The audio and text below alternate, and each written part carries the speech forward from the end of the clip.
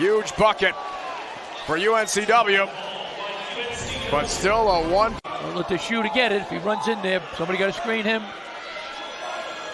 2 for 2. All right, let's go to the rim now. Likelihood for Hofstra. Right. Estrada, now it's official.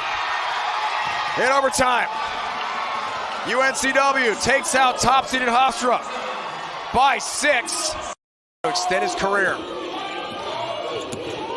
Smith, again over Timberlake. Wow. It's another one!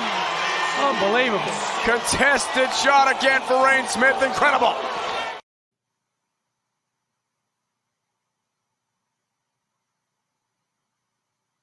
You're muted, Chris. Yes, folks, the CAA men's basketball champion will be crowned this evening in D.C. Right now, College of Charleston is playing NC Wilmington, and we will get Matt Trecannelli will be joining us shortly from the sports arena down there in Washington, D.C., with an update. So, yes, folks, welcome to Sports Talk with Chris Heidel.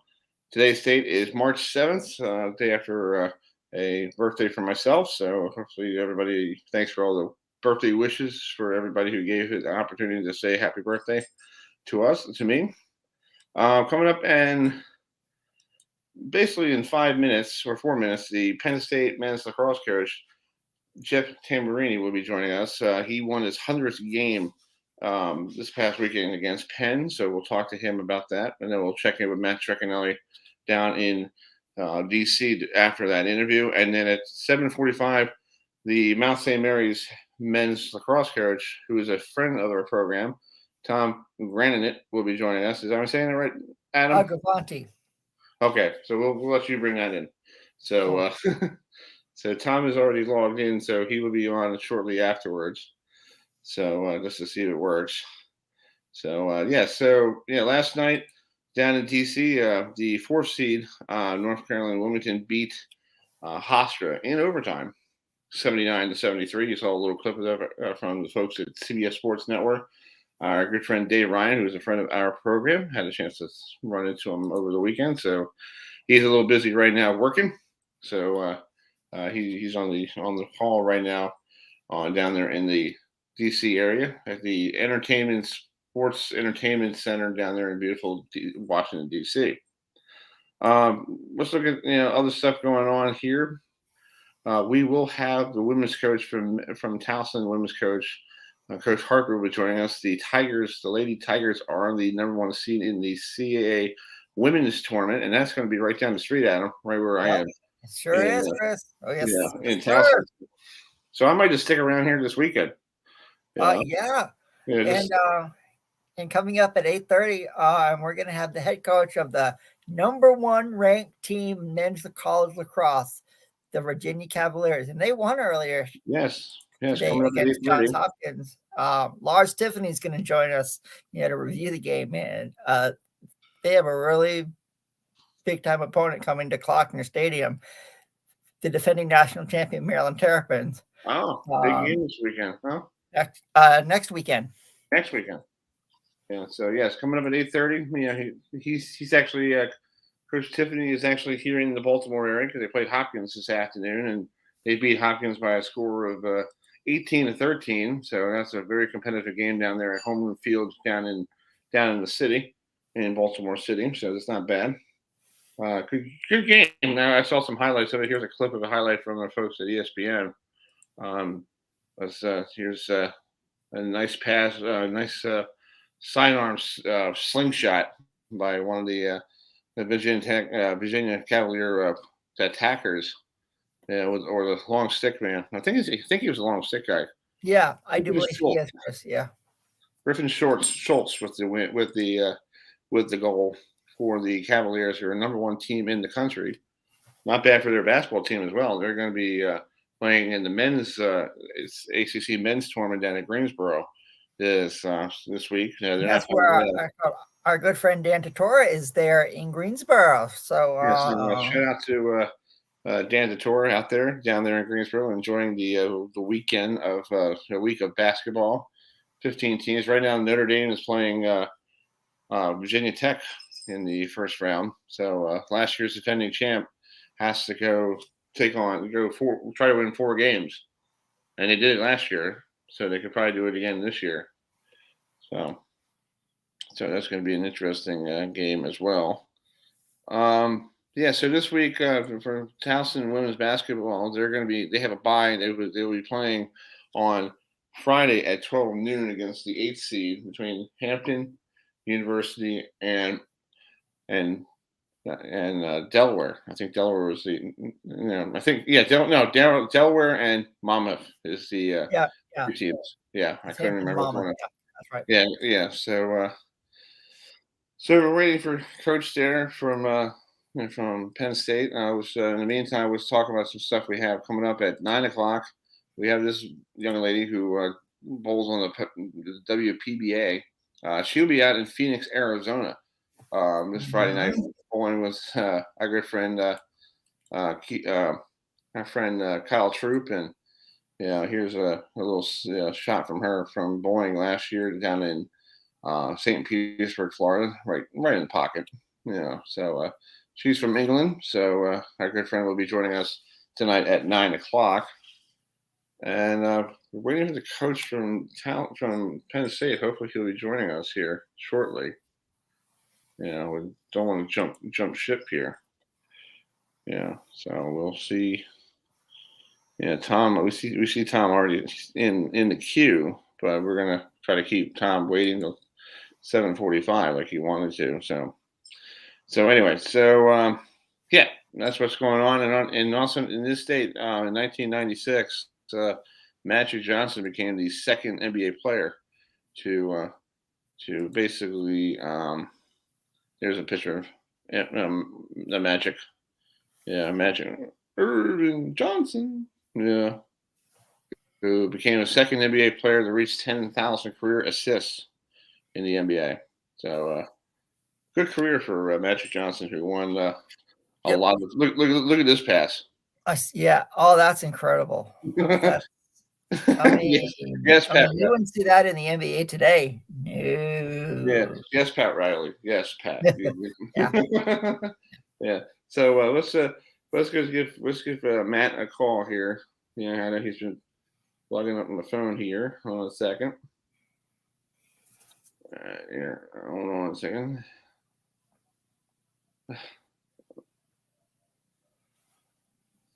So let's bring him up here.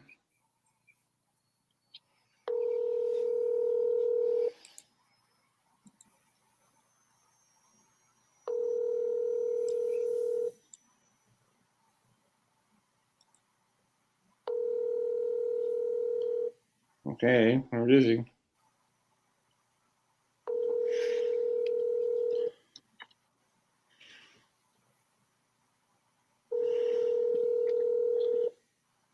Hey, what's up? Hey, what's the update down there in DC there, bud? You're live on the air. Go ahead. Oh, yes, live.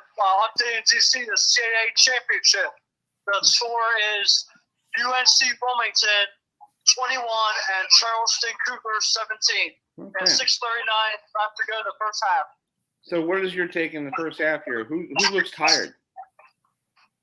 I mean, it's been a physical first half and everything. I mean, the players are on the floor, diving for the ball. It is a very, very physical game. And it's a defensive game, unlike the other couple that we've seen the past couple nights, where it's been a lot of offense.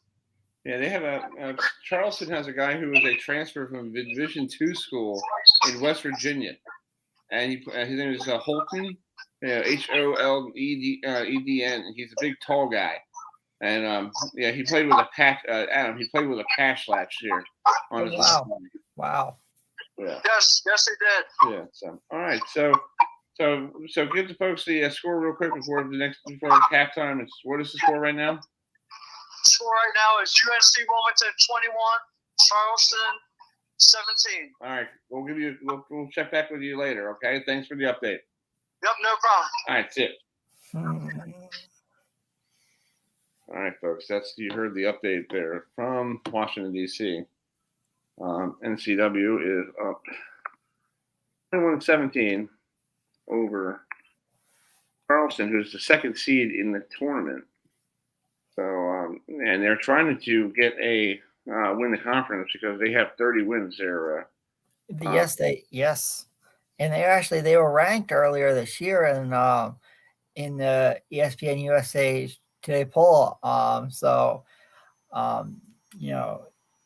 The College Charleston Cougars have always been a solid team down there. They've had one of the coaches was Bobby Cremens. Bobby Cremens was part of it, and they were not even part of the CAA. They were part of the South, Big South. It's called, I believe they were part of the Southern Conference. Yeah. So when they play, you always have to look out for them. We'll just give you an update from New Jersey. Mount St. Mary's has clinging to a 67-66 lead over number 9 Canisius with 3 seconds left in overtime. Yeah, so it looks like Mount St. Mary's will the 8th seed. Looks like if they could hold on. So over Canisius here with 4 seconds left. So, folks, thanks for joining us here on the program. I know you're all logging in here on it. We started a special time tonight at 7:30 because we're trying to give you guys all the action of these tournament games here. So please bear with us here tonight here on the program. We're doing this literally. I'm running the controls here, trying to get everything up and running here for later. We were waiting for the Penn State coach, but I guess he, forgot to log in. And let me check his email, check my email and see if he is available. Maybe he didn't get the information. I did email him both, the AD and the SID and the, I don't see anything here. So let's see here. Nope, nothing here. So maybe he, will log in later. If he logs in later, we'll grab him and we'll put him on. But it is over up there in New Jersey. Mount St. Mary's won tonight over Canisius, 67-66. And Adam, guess who did they get behind door number 1? Who do they get, Chris? They get Iona tomorrow night. Oh, Richard Pitino's team. Richard Pitino, Mr. Pitino, taking his 6th college team to the tournaments. Hopefully, he did that last year with Iona. So he's been a successful head coach in these ranks. So I'm wondering why I am not. Okay, my camera is working. Okay, so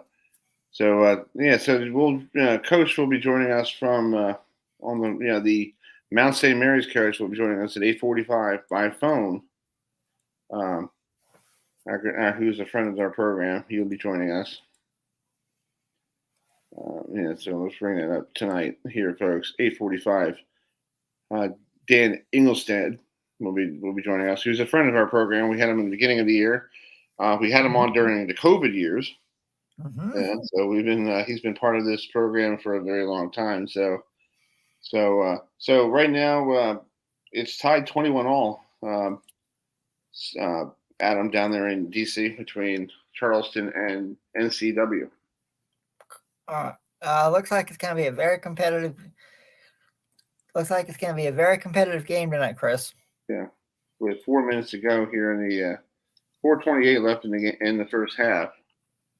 In the first half, winner goes to the NCAA tournament. And if you're Charleston, do you get an at-large bid? I'm gonna say no. No, you have to win the conference tournament. Well, they were ranked earlier this year, so it's like I would put them in already. I mean, They have a solid record. So, I mean, if UNC Wilmington wins the CAA tournament tonight, I think the Seahawks and the College Charleston Cougars should get in the NCAA tournament. Then we'll know on Sunday. Exactly. So we're waiting for a coach from Mount St. Mary's and the men's coach.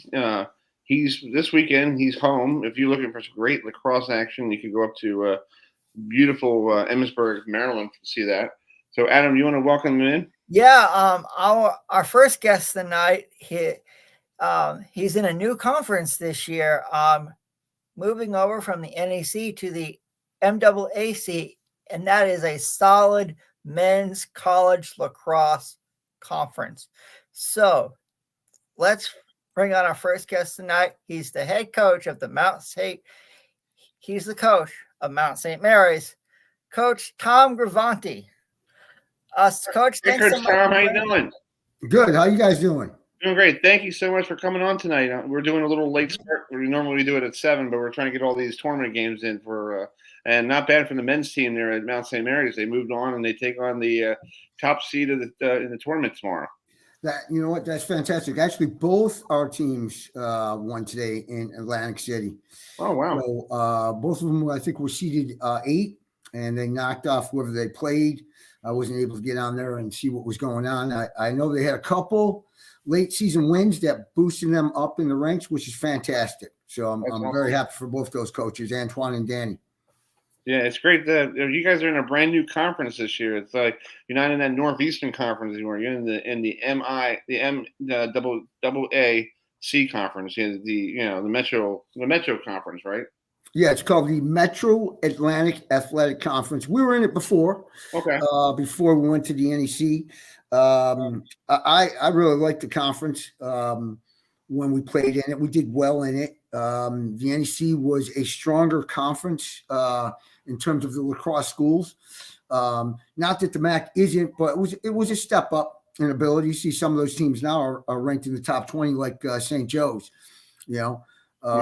Bryant's moved on. I mean, the NEC has, I think, has folded, being that a lot of teams have left, if not all of them, So I'm happy to be back in the MAC. That's cool. The MAC. That's what we call it. We call it the MAC. The MAC. Yeah, that's good. Yeah. So you're taking on a Manhattan college this coming Saturday. Anybody who's looking for a great lacrosse action, and hopefully the weather is not going to be a disaster, because I heard it's supposed to be a wet one, but it's supposed to be the rain should be out of here in the morning. Well, that's the hope, but you never know. Up there in the mountains of Emmitsburg, it tends to hold things in. Last week we had some snow up there. I called my wife from the field to see what was going on in Frederick, and she said it was beautiful here. So I'm like, wow, we have a clipper that came through, and it covers the field. Yeah. Wow, that's crazy. Yep. That's all. That's weird. This weather is weird during this winter. It's been like warmer than it's been weird. Which for a lot of coaches, we can't control injury or sickness, and that's our worst nightmares right there. And boy, sickness can go through a team quickly. Right. And like a couple of years ago with this COVID garbage years ago, it was like, I was thinking about that today because my buddy and I just went down to DC to watch the CAA tournament over the weekend. Mm-hmm. And I'm like, we were just in this arena 2 years ago. And I said to him, remember we came home and on a Wednesday, we got an email saying somebody tested positive. He goes, yeah, I remember that. And I'm like, yeah. And I told the commissioner down there, and he's like, wow, well, welcome back. I'm like, well, everybody vaccinated? He goes, yeah, everybody's vaccinated. We're good. Yeah. That was some time, boy. A little bit of a disaster. Feel bad for all the student athletes during the spring sports. I remember that day when everything got pulled. Our women were just getting ready for a home basketball game, and we had to pull. We were in a meeting, a head coach's meeting. We had to pull the plug on it. Mm-hmm. Wow. So, behind us now. Yep. Yes, it is. Last weekend, you had a tough game against one of the newest members in the CAA, Monmouth, the Hawks. What happened in that game? You went to overtime, and they kind of took the overtime away from you guys. I guess they won the face-off, scored, and they're on the bus, and you're sitting there going, okay, that was it. That was it. Coach Fisher didn't even pull a timeout. A lot of coaches will pull a timeout when they win that first face-off, get their guys on. I don't remember him pulling a timeout. They went to offense, and they made a good a good approach over the top. I think our defensemen should have slid, and then they didn't, and then they went, and by then it was too late. And the kid, he pushed it backwards, and the kid took a good shot, scored. It was over, just like you said before it started. Felt bad for the goalie. Feel bad for any goalie in those situations. Nobody really knows how those kids feel unless you're a goalie, and in Mhm. this case, we were on, unfortunately, the back end of that. And it was over, it's the kind of game I really enjoy being in, and how young men respond from, games like that will determine how they move forward in life, not just on the field, but in life. You got to have moments like that, win or lose them. There's always something to learn from them. Yeah. So we're excited to be back on the field this Saturday against a very good Jaspers team. That's true.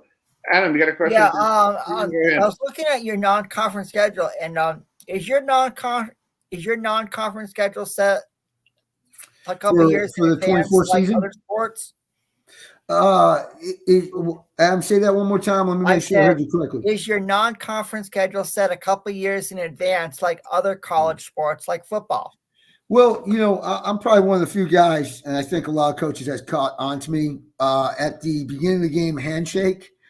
I will always say, "Hey, Coach Luca, we good for next year?" To get him to sign on right then and there. Scheduling for me, I don't know if other coaches feel like this. I think they do. Is kind of a nightmare, especially when things like conference changes, and teams flip, and then next thing you know, a domino effect happens. When one team pulls out on you, then you got to go forward with others, and it's a nightmare, But I'd like to think that our schedule for the 24 season non-conference will stay. Everybody confirmed. I'm not going to hold them accountable for it, but I hope that we keep it as is. Listen, these are great teams. They're also budget friendly, and it's a good battle for the Maryland State teams. I mean, I'm an hour. I might have said that to you guys, hour if that from Baltimore. There's some great teams down there, and if they're willing to play, why wouldn't we play them? Right. So again, it didn't. Our start didn't go as well as we hoped. We wanted to maybe be a 3-3 team going into conference play. Maybe do better than that. But it is what it is. Our guys are still excited.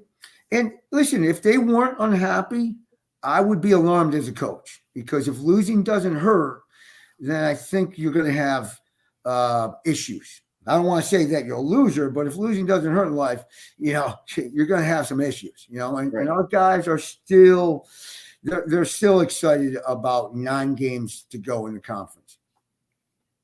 That's true. Yeah, and you still got the rest of your season, and you can still, when you get to the playoff time, you can still win the tournament, no matter if your record looks like garbage. But that's why they play 2 seasons, one for regular season, one for postseason. And you can have the worst regular season in the world, and you win 4 games in your tournament, you're going dancing, and you might have the worst record in the whole conference, like you see in the NBA, in the NCAA tournament. You're like, ew, God, the guy's 11-15. The heck's going on here? Because they won all 4 of their games in the tournament. Exactly. And this is, I think, my 31st or 32nd season. It's not like I haven't been there before. I've always tried to play some top-level teams up front, give our guys an opportunity to compete with these guys, maybe gain some experience in terms of our ability, raise the bar a little bit. So when we settle back in the conference with the teams all built like us, we might have a little bit of an edge on them. So it's not my first go of being a 1-5 team going into conference play. I'm just excited that we have 9 games, right? And 6 of those 9 teams go to playoffs. Where in the NEC, at one point there was 10 teams in it. We never really got to that season, but only 4 were going to go. And that's really difficult, So I'm happy that, there is a good chance that's, out of the 10 teams, 6 of them are going to go. There's a good chance, that any team has the opportunity to go. It's just more of winning those games that you need to get you there. I hope our guys do a lot better than that, but I'm not ignorant to how many we actually have to win to get there. And then just like you said, Chris, once you get into playoffs, anything can happen. Right. And like you said, like you just said a couple of minutes ago, like you were in that conference last year that the top 4 teams go to a tournament, and the rest of the teams are like, all right, your season's over. Have a nice time. We'll see you next year in fall ball. And I feel like everybody should be the one. I think every team in every conference should be allowed to go to a tournament, no matter what what their record is, so to make it more interesting.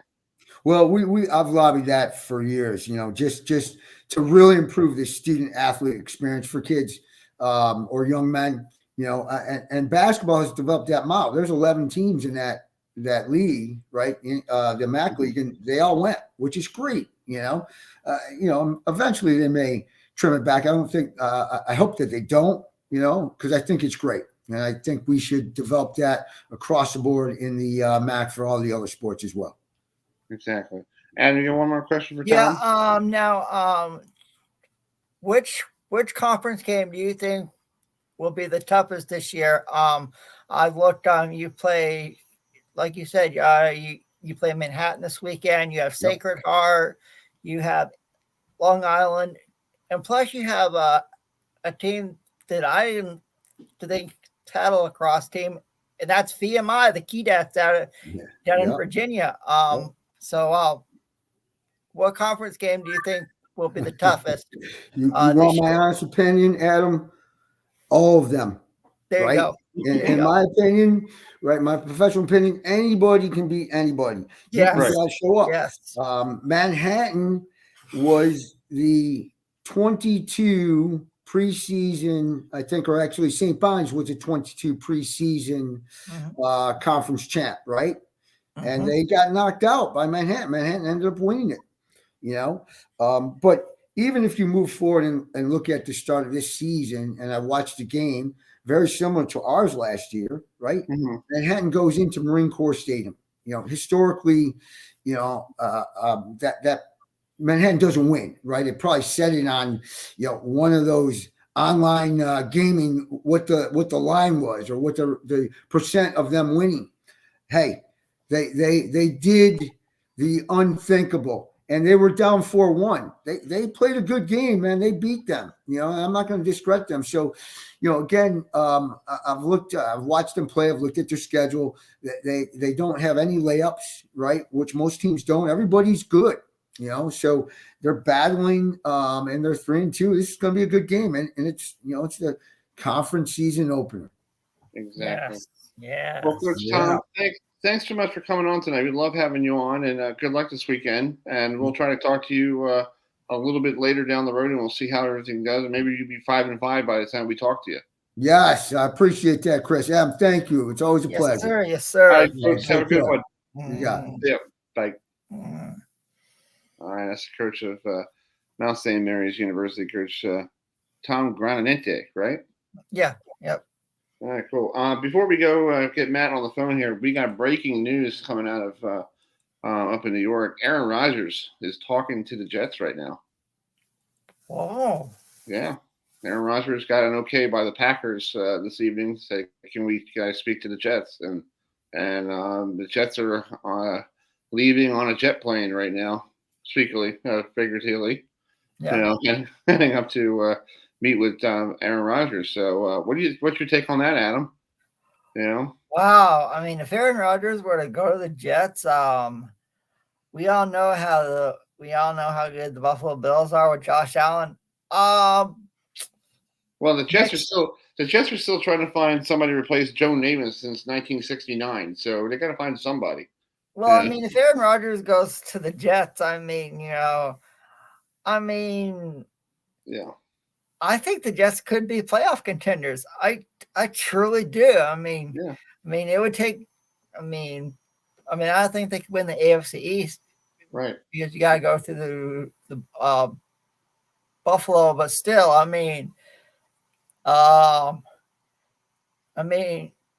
you would sell tickets, and it would. Oh yeah.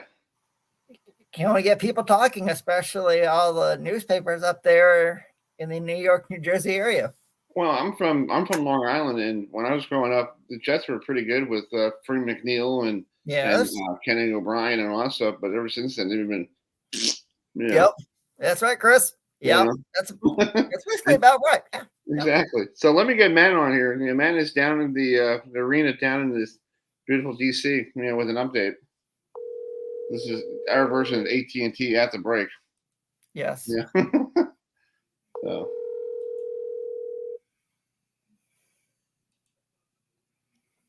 Hopefully it'll pick up here. Hopefully.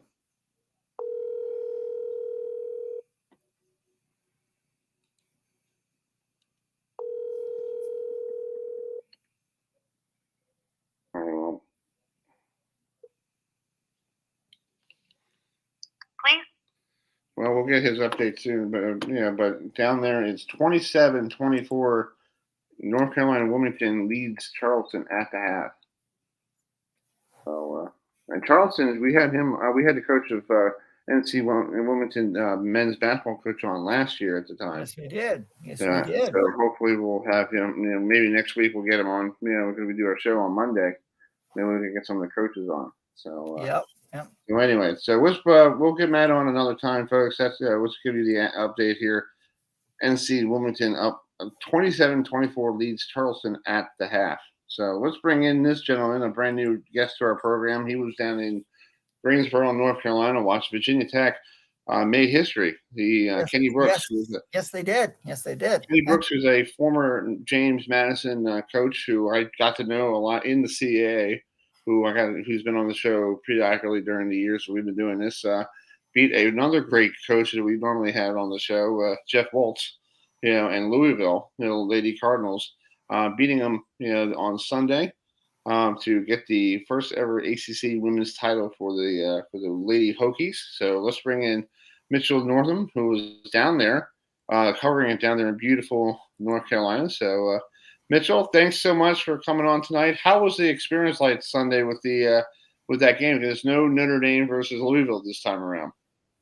Yeah, for sure. Yeah, so Notre Dame Louisville was the game that we got Saturday there in the semifinals, and that game, really wasn't close after the first quarter.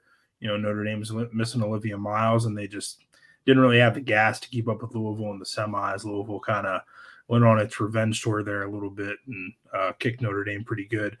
Sunday's game was really entertaining, and despite no North Carolina teams being involved in the final, there was a really great crowd there. Virginia Tech isn't too far from Greensboro. And Louisville fans just tend to travel really well. So, really good crowd. I think there was, 6,500, 7,000, something like that in that ballpark. And we got a really good game.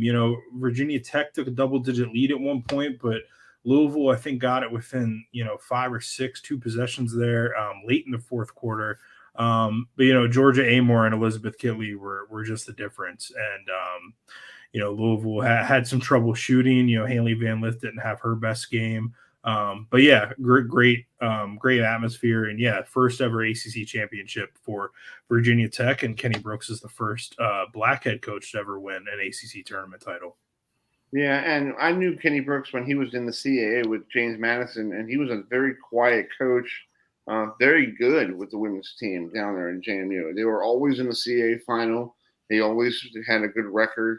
And when he got a chance to go to Virginia Tech, and I was happy for him to give him an opportunity to show his talent in Blacksburg. And I know it's been years for him to get things going.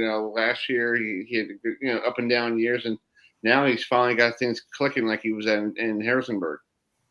Yeah, it's taken them a while, to build Virginia Tech up to this, but I mean they are literally having their best season in program history. They finished the year with 8 straight, finished the regular season with 8 straight ACC wins, which is a program best.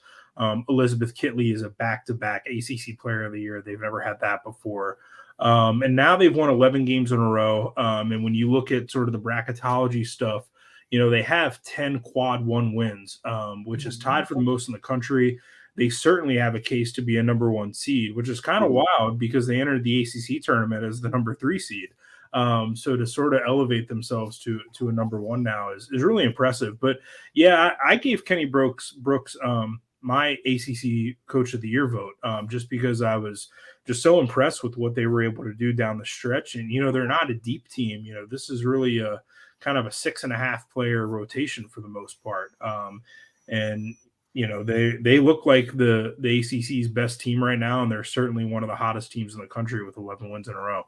Well, and also it's great that now they can host the first round action for the ladies tournament in Blacksburg, and that place is and that place the Coliseum down there any place in Blacksburg is dangerous to play. I don't care if it's football, baseball, basketball, badminton, bowling, whatever it is. It's just they love their sport down there in Blacksburg, and they're rapping about their Hokies. And when I was a kid growing up, I'm not a Hokies fan. I'm like, you love a chicken, really? Yeah, because I'm a Seminole fan, and Adam's a Seminole fan too. And we're like, I don't want to root for a Hokie. What the heck is a Hokie? You know, like, but we know a lot of, and Adam and I know a lot of people down there in Harrisonburg and, and Blacksburg and all that stuff. And it's nice. It's a great place, and it's great for that area of 81 South, for people to have good basketball. Yeah, I'm based in Durham, and Virginia Tech's about a 3-hour drive from here, but it's a nice drive kind of through that sort of scenic part of Western Virginia. And yeah, Virginia Tech is the only show in town over there, so those fans are pretty passionate and rabid. Like I said, a good bit of them traveled down to Greensboro on Sunday to watch the women's basketball team win the title. So yeah, I imagine they're going to have Castle rocking when they host first round NCAA tournament games. And yeah, it's been at least probably 10 or 15 years. I'm not sure that they've ever hosted tournament games there. I'll have to check on that, but it's been a long time if they have, for sure. So, and they're probably going to be one of 4 or 5 ACC teams hosting. So it's been a good year for the conference, and Virginia Tech is certainly the class of it right now. Yeah, I'm looking on CBS Sports before I send it over to Adam. I see a lot of ACC schools. Like Duke is supposed to be in the Greensboro region. I think. Hold on a second. Is this the men's side? No, women's side. The top seeds right now are South Carolina, Indiana, Stanford, and UConn. But I don't see the folks of Virginia Tech on here. I guess they forgot to put them on. I know ESPN's bracketologist Charlie Cream. He moved Virginia Tech to the 1 line over the weekend when they won the ACC title. Duke is projected to host as well. So is North Carolina, and so is Notre Dame. Louisville, I think, is on that 5 line. I think they might miss out on hosting this year. But, it's a deep conference that, is definitely going to have probably 8 teams in the tournament. And then you got Syracuse on the bubble. They probably need some help. They need some teams to lose to get in, but they might be a favorite in the WNIT. Yeah, here's something before I let you go, or before Adam that says a question. Virginia Tech leaped 7 spots to finish behind undefeated South Carolina in the power rankings. At the end of the season. That's pretty good. If you could take a leapfrog from wherever you are and go to second place behind South Carolina, who's probably never going to lose because they've been on the ropes all year long, pretty much. Yeah, South Carolina is certainly still the best team in women's college basketball this season. I'm not sure that they're invincible, but, they've been challenged a couple times this season. Of course, they are still undefeated. I would love to see a Virginia Tech South Carolina matchup, whether that's in the Final Four or the Elite Eight or wherever it's at. I think Elizabeth Kitley versus Aaliyah Boston would be really, really interesting and a whole lot of fun. But yeah, when I submitted my AP Top 25 battle this week, I had South Carolina 1, and I did move Virginia Tech all the way up to 2, just because there was so much craziness in the Big Ten. I think I had Iowa number 3 and Maryland right behind them. So it's, South Carolina's at the very top, but, really there's been a lot of parity in the rest of the sport this year. Yeah. Adam, you got a question? Yeah. Now, you mentioned Iowa, Mitchell, and there's a lady on there who we all know who is one of the best players in the country, Caitlin Clark. So besides South Carolina, which teams do you think could knock off the Gamecocks and win the national title? I have a few. Iowa's one of them. Of course, UConn. Stanford's one out of the Pac-12. And I'll go out and say Virginia Tech, could make a run in the NCAA tournament. What are your thoughts? Yeah, for sure. I think all those teams, have, could have a shot to do that. UConn – earlier this year, this was February 5th, they lost by 4 points to South Carolina. And that was a UConn team that was pretty depleted and, riddled with injuries. Last night in the Big East Championship game, I think we saw that UConn is now starting to play its best basketball. They're healthy. They have AZ Bud back. They have Caroline Ducharme. So I certainly think that, a UConn-South Carolina rematch could get really interesting, and it could be something that could go either way. I'm curious to see, if South Carolina runs up against a team like Iowa that has, a lethal shooter like Caitlin Clark. how they handle that and what they do with that. Yeah. You know, and Iowa's got a good post player as well. Indiana is another team that, you know, has a good post player in Mackenzie Holmes and has a good guard in Grace Berger and has some other pieces. So I think any of those three kind of top Big Ten teams, Iowa, Indiana, Maryland, you know, your kind of top teams of the ACC, Virginia Tech, North Carolina gave South Carolina a really good game in the Sweet 16 last year. Yes, they Courtney did. Vanguard brought pretty much that entire squad back this season. So yeah, there's a couple of teams that would give South Carolina a really entertaining matchup, I think. Exactly. Well, this all starts next week. Starts on Sunday with the women's selection show on ESPN at 8:00, and they're going to have live in South Carolina. They're going to have live-ins down in Maryland. You know, because Maryland's already getting their, you know, the party started already for, you know, I got to let them know by Thursday if I'm making a trip down there to College Park. But it's postseason time, and I think everybody's ready for non-football related stuff because March Madness is the sport that everybody enjoys during this time of year. Yeah, for sure. Yeah, I'm heading back to Greensboro tomorrow for the men's ACC tournament, and then it looks like the Duke and North Carolina are going to be hosting women's tournament games here that first weekend. So I'll be busy, you know, here on Tobacco Road. Yeah, hey, I got to ask you a question with Duke and North Carolina, not with no Coach K at Duke, and you know, and Davis is the coach at North Carolina. Is it still the same rivalry? Because to me, it lost something. You know, yeah, I mean, here, you know, I didn't really realize the true magnitude of it until I moved here a couple of years ago. But it's still, you know, there's so much hatred on both sides. Yes, I'll agree because I mean, there's still, you know, I think what makes this rivalry meaningful is, you know, for some reason, every time they meet up, there's something at stake. Like this weekend when they played, I'll agree. You know, Duke was playing for a double bye in the ACC tournament, so they had something at stake. And North Carolina, they need to win as many games as possible to. Thank you, Mitchell. Yeah, it's not easy being a Tar Heel fan this year, Mitchell. You know, no. I mean, I am a Tar Heel fan, so it's like it's been hard for me to watch my Heels this year, especially with Coach Hubert Davis. I mean, it was nice to beat the Heel. It was nice to beat the Blue Devils earlier this season. You know, they're going to have to win some games down in Greensboro, you know, in the ACC tournament.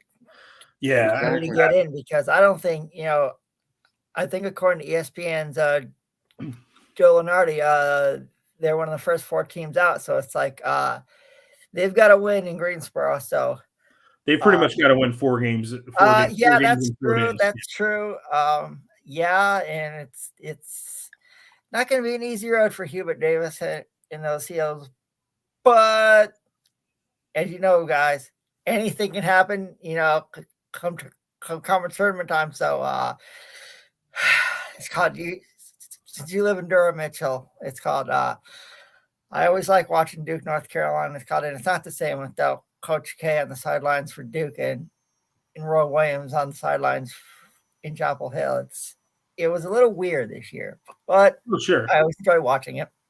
Yeah, exactly. Well, Mitchell, thanks so much for being coming on the program, and we'll try to get you on maybe for one of the conference, you know, one of those NCAA tournament games. You know, maybe those classic games we see around the, you know, the semifinals and all that stuff. Wherever you go, and you know, we'll try to catch up with you. Yeah, I'll be in Greenville for Sweet 16 and Elite 8, and then in Dallas. Nice. There's a lot of good restaurants in Greenville, Mitchell. You should go check it out. Yeah, for sure. We'll do. Yes, all right, bud. Thanks so much, and have a great evening. Thanks, guys. All right, see you. Yes, sir. All right, that's Mitchell Nordenham, who covers women's basketball for the women's basketball newsroom at the Title X. That's Title 9. Title 9.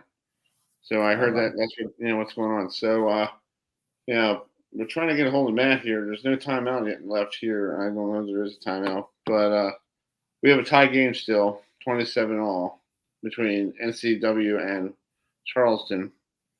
And I don't think it's an immediate timeout yet. So the start of the second half with 19. Hold on a second. 19:27 left to go in the second half. Yeah. 19:21. Yeah. So second half. So anyway, let's bring that up for you folks real quick here. It's still a tie game now, 28-27. So because of the free throw. So anyway, let's turn the page this week. If you're in the Towson, Maryland area and you love college basketball, if you're down in DC this past weekend for the men's tournament, maybe hop on 95, get up to 695, make a right at Towson, maybe go down there and get some of that new Raging Cajun chicken that I heard about. It's a nice place I haven't been to yet. And I guess it's big popular in the South, right? The Raging Cajun. Yes, chicken. yes, Yeah. that's right, Chris. Yes. Yeah. So but this coach is the coach of the Towson women's coach, Coach Harper, who in her first season got the conference title and getting a first round bye. So, hi, Coach. How you doing? Hi, how are you? Thank you so much for having me. No problem. Thank you for coming on, and congratulations on your first season and winning a conference title. So, did you ever imagine when you first got this job? This time last year? A little bit in April. Yeah. Towards the end of April. Did I imagine? No, honestly, I knew that, I was inheriting a group of winners, a group of champions, but at no point did I think we would make history in Towson women's basketball lines they've never been in this position before. And it's just a blessing to be able to lead this group of young women. Yeah. And you guys finished the season on a high. So you get the first round bye. So tomorrow or Thursday, you can sit there at Towson at your own arena and go, all right, you want to play me? Come on. Welcome to my territory. Yeah, you have a double bye, so that's wonderful. And yeah, it's definitely nice to know that we're going to be playing in our own gym. Yeah. Do you like the 12 noon start on a Friday? I feel like to me it's like everybody's still at work, and they may not be able to get off at 12 noon to go over there for a lunch break to watch you guys, but I feel like they should switch it around and put you guys like at 7 o'clock so you get more people to come to the game. Ultimately, from a fan's perspective, I understand the challenges there, but from a recovery perspective, I don't mind it. Let's get the game done. We'd rather not have to wait all day from a jitters standpoint. And then, hopefully if we're able to win that game, then we have a whole day to recover and a whole day to prep going into the next game. Yeah, that's cool. So you took on these two teams earlier this year. The teams you were talking about, Delaware and Monmouth University. So you both won the game. So which one was the hardest one to win? Because one of them on January 15th up in New Jersey, you won 63-57. And then on the 20th down in Newark, it was a 3-point win. So I guess they knew how to play you guys, and it was a tough game. Sure thing. We're actually playing the winner of Delaware and Hampton. So Hampton. I thought it was Hampton. I wrote the wrong notes. No worries. Hampton, we did unfortunately drop that game most recently, and we played Delaware twice, both of which were very close games. So ultimately, definitely not going to be an easy first round game, whichever way that it is. But our girls are really excited and motivated. We'll be ready. Adam, you got a question? Yeah. First of all, congratulations on having the number one seed in the conference tournament in your first year. I mean, when I heard that, that's the coolest of the cool. I mean, there's nothing way around it. One of your players actually made first teams all CAA. Kylie Cornegay Lucas. Talk to us about her performance on the court this year. Of course, Kylie, first of all, she is a phenomenal player, an even better person. She is the most talented player I've ever coached thus far, and just her ability to affect both sides of the floor, with her being first team All-CAA and Defensive Player of the Year, it truly shows that she's giving efforts on both sides of the floor. Excited to see what she does this week, but without Kylie, we would not be in this position, and we're just really grateful for her. That's true. So, just talk about your first season in the CAA, because you went from the MEAC, from Coppin State over to, you literally had a short trip over, not too far, in the car ride. But just talk about the two different conferences. Why is the CAA tougher than the MEAC? I think a challenging question from just the nature of the teams that are in the Colonial up and down as far north as I guess Northeastern going down to Charleston. And ultimately it's a different conference. There's different teams, there's different budgets, and there's different players. So I think when you talk about the MEAC, it's a more athletic based conference, very high pace. It's different. But the CIA is more spread. There's more teams with 13 are going to be 14 next year. And I think it proved from just the parity of the league itself how talented this league truly is. Hey, you got a question? Now you mentioned Northeastern. So did you get a chance to do any sightseeing while you were there in and around the Boston area when you played the Northeastern Huskies? For me, when I go on the road, it's strictly business. Okay. I don't really go out to dinner. I don't really see much. I get really locked in to a point sometimes it's a little too much. So unfortunately, no, I didn't really see anything outside of our hotel. Oh, okay. I will say it's called Boston is a really nice city, and if you ever get a chance, you could go up there and go get you some authentic New England lobster and other seafood. Really? Okay. Well, maybe if we have a little more time next time, I'll definitely. Go up there and go get you some Maine lobster. It's really good. Take it from me. It's called the New Englander to live in New Hampshire for 13 years. I ate enough of it, and it's always good. Okay. That's cool. That works. Hey, Adam's the food guy. Yes. Adam's the food guy, coach. So it's called. You can rely on me for your place to eat around New England. Okay. Exactly. Well, Coach, what is it like being this week at home in your own beds instead of being on the road? We'll say like down in DC or sometimes last year, I think this conference game, title game was down in like North Carolina. It's good to be home in your own bed and you don't have to worry about, driving so far and playing a game. You just get to your arena, get into your locker room and get on the court. Yeah, there's a certain level of peace knowing that we're playing in the comfort of our gym, our home, our everything, our people, our facilities.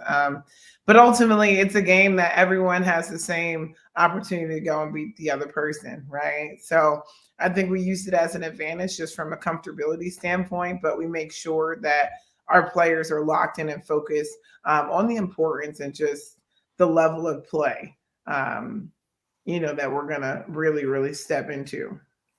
That's cool. Well, I hope this tournament works really well for Towson and hopefully Towson to win the title, on their home floor. What would that mean for you, having you win the conference title on your home floor, knowing that, your first year and you got a title right on those rafters? Well, first, I'm just really enjoying the fact that we were able to be champions for the first time in my first year. So I've enjoyed that. I think as a former professional athlete, I know just the importance of taking things step by step and staying in each moment. So with that being said, it's very much who is our first opponent. I always told the team, the first game is always the hardest game to get past. So we will not look past anybody that we play. And we'll be ready. That'd be cool. And hopefully you guys can bring a title to Towson and then, hopefully go to an NCAA tournament game and maybe you got a rematch again down someplace down in College Park, maybe. Rematch, maybe. Yeah. But we'll worry about that down the road when it gets there. Yeah. Yes. One step at a time, but we're just excited at this opportunity. Well, Coach, I hope you have a great day on Friday. I hope you guys pull out a win. I hope to see you over the weekend if I can get there. I hope that you come. Please do. I will. I'll try to do my best to get there. Thank you. Go Tigers. Go Tigers. Go Tigers. Go Tigers. All right. Talk to you soon. What a heck of a run. First year. Yeah. I mean, to do that in your first year, Chris, that's like, that's like like I said, the coolest of the cool. Knowing you are the number one seed, and it's like give a chance to cut down the nets on Sunday. And I'm hoping it's a Towson Drexel final, number one against number two seed, because I think that'd be kind of cool. Exactly. So let me try to get Matt on here. I think it's a timeout there down in DC before we bring in our number one team in the country. So let me bring him in. So hold on a second. If he actually picks up the old phone here, Well, Matt. The hotline. Next week, folks, we'll be on Monday night. We'll do something special on Monday. Mm-hmm. Yeah, getting ourselves ready for the first four. So let's bring him in.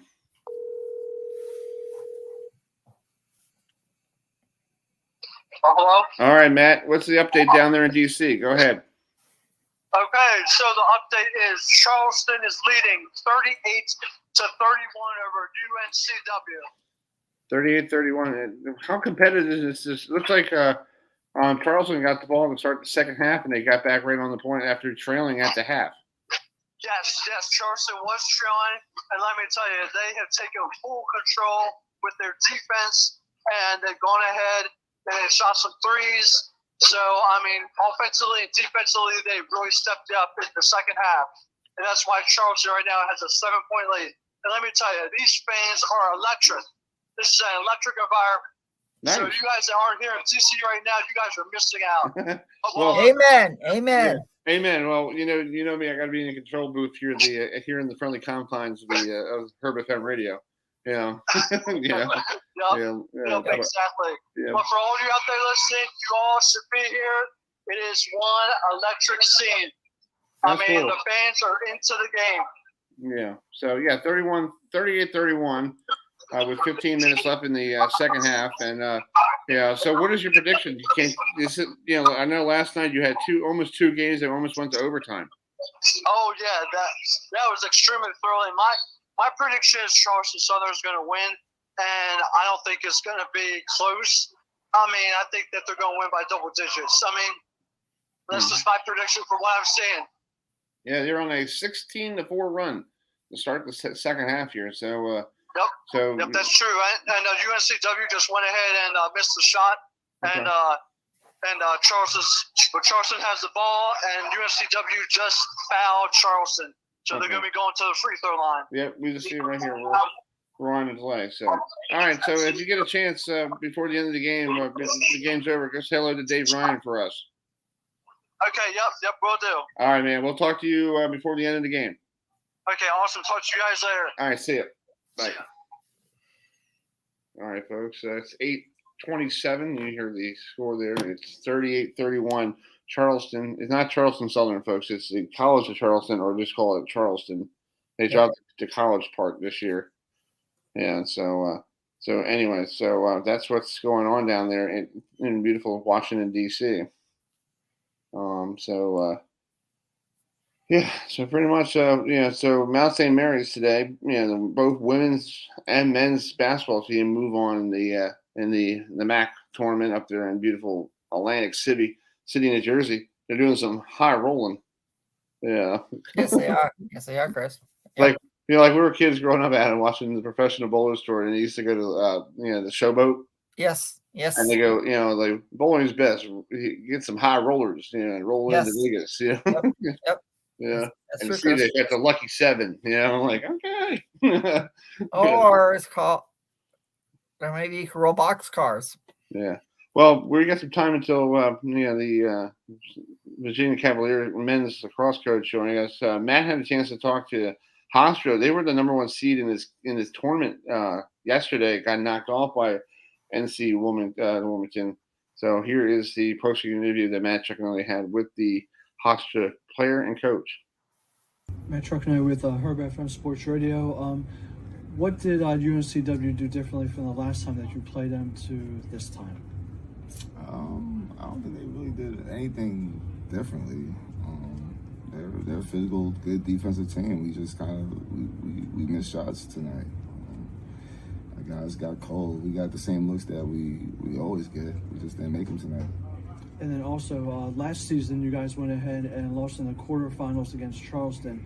This year you lost to UNCW in the semifinals. So what improvements do you guys make from last year to this year? We're taking steps in the right direction. We still feel like we're the better team, but they won the game. The credit goes out to them.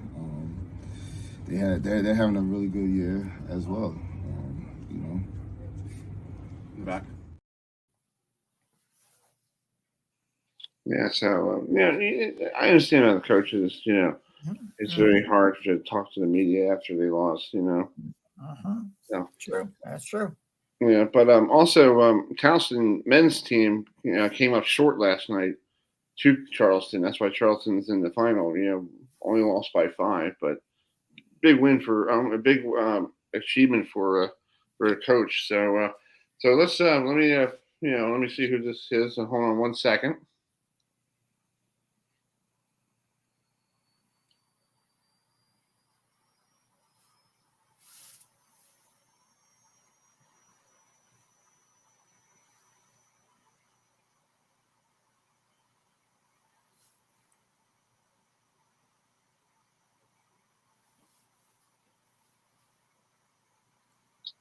All right, Adam, we got the coach of bring it in.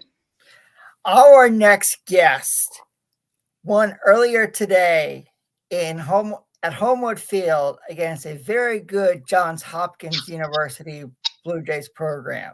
Now they return home to beautiful Klockner Stadium to take on 2 more high-quality opponents. First, the Towson Tigers out of the CAA, and then the defending national champion, Maryland Terrapins, also the Big Ten, come calling in. So let's welcome in the head coach of the number 1 ranked team in the country, the Virginia Cavaliers, and their coach, legendary Lars Tiffany. First of all, congratulations on your win against Johns Hopkins earlier today. I enjoyed watching that. But talk about what's it going to be like to have the defending national champion, Maryland Terrapins, come a-calling, because if you're a college lacrosse fan, it's one game you definitely want to tune into. Well, first of all, Adam, thanks for having me on the show, and this is a lot of fun for me. But Adam, I can't take that bait. I can't eat that rat poison. We had Towson before that. I know. I know, but I know the lacrosse fans they can look ahead, but us coaches can't. So yeah. All right, Coach. Cool. Yeah. Well, Coach, thanks for coming on. This is a honor to have the top. We never had a top-ranked team on our show, so I feel like this is Alabama for us. So this is maybe close to Alabama. So, how tough is it to stay number 1 during this whole season? This is like your 4th week being number 1, and last week you just annihilated Richmond last weekend. You just run into Richmond, and I think you did better than the Civil War. Just took them out. Yeah. And then today you went to Hopkins, so you had a quick turnaround. So how did you get your players focused on a quick turnaround? Because you played Saturday, back to Charlottesville, get on a bus, drive back to Maryland, and you're up here tonight. Because you don't want to drive back. You're probably driving back tomorrow, right? Right, we're going to drive back tomorrow. We're going to do some what we call career networking in market. Okay. So we've got some alums tomorrow morning here in Baltimore, Virginia lacrosse alums. We're going to talk about their professions, the finance industry, law, commercial real estate, and then we're actually going to the Secret Service campus, their training grounds, tomorrow afternoon in Laurel, Maryland. Another Virginia lacrosse alum is a Secret Service agent, and he's invited us there for 3 hours. So we're taking full advantage while we're up here in Maryland and squeezing a lot out of our alumni.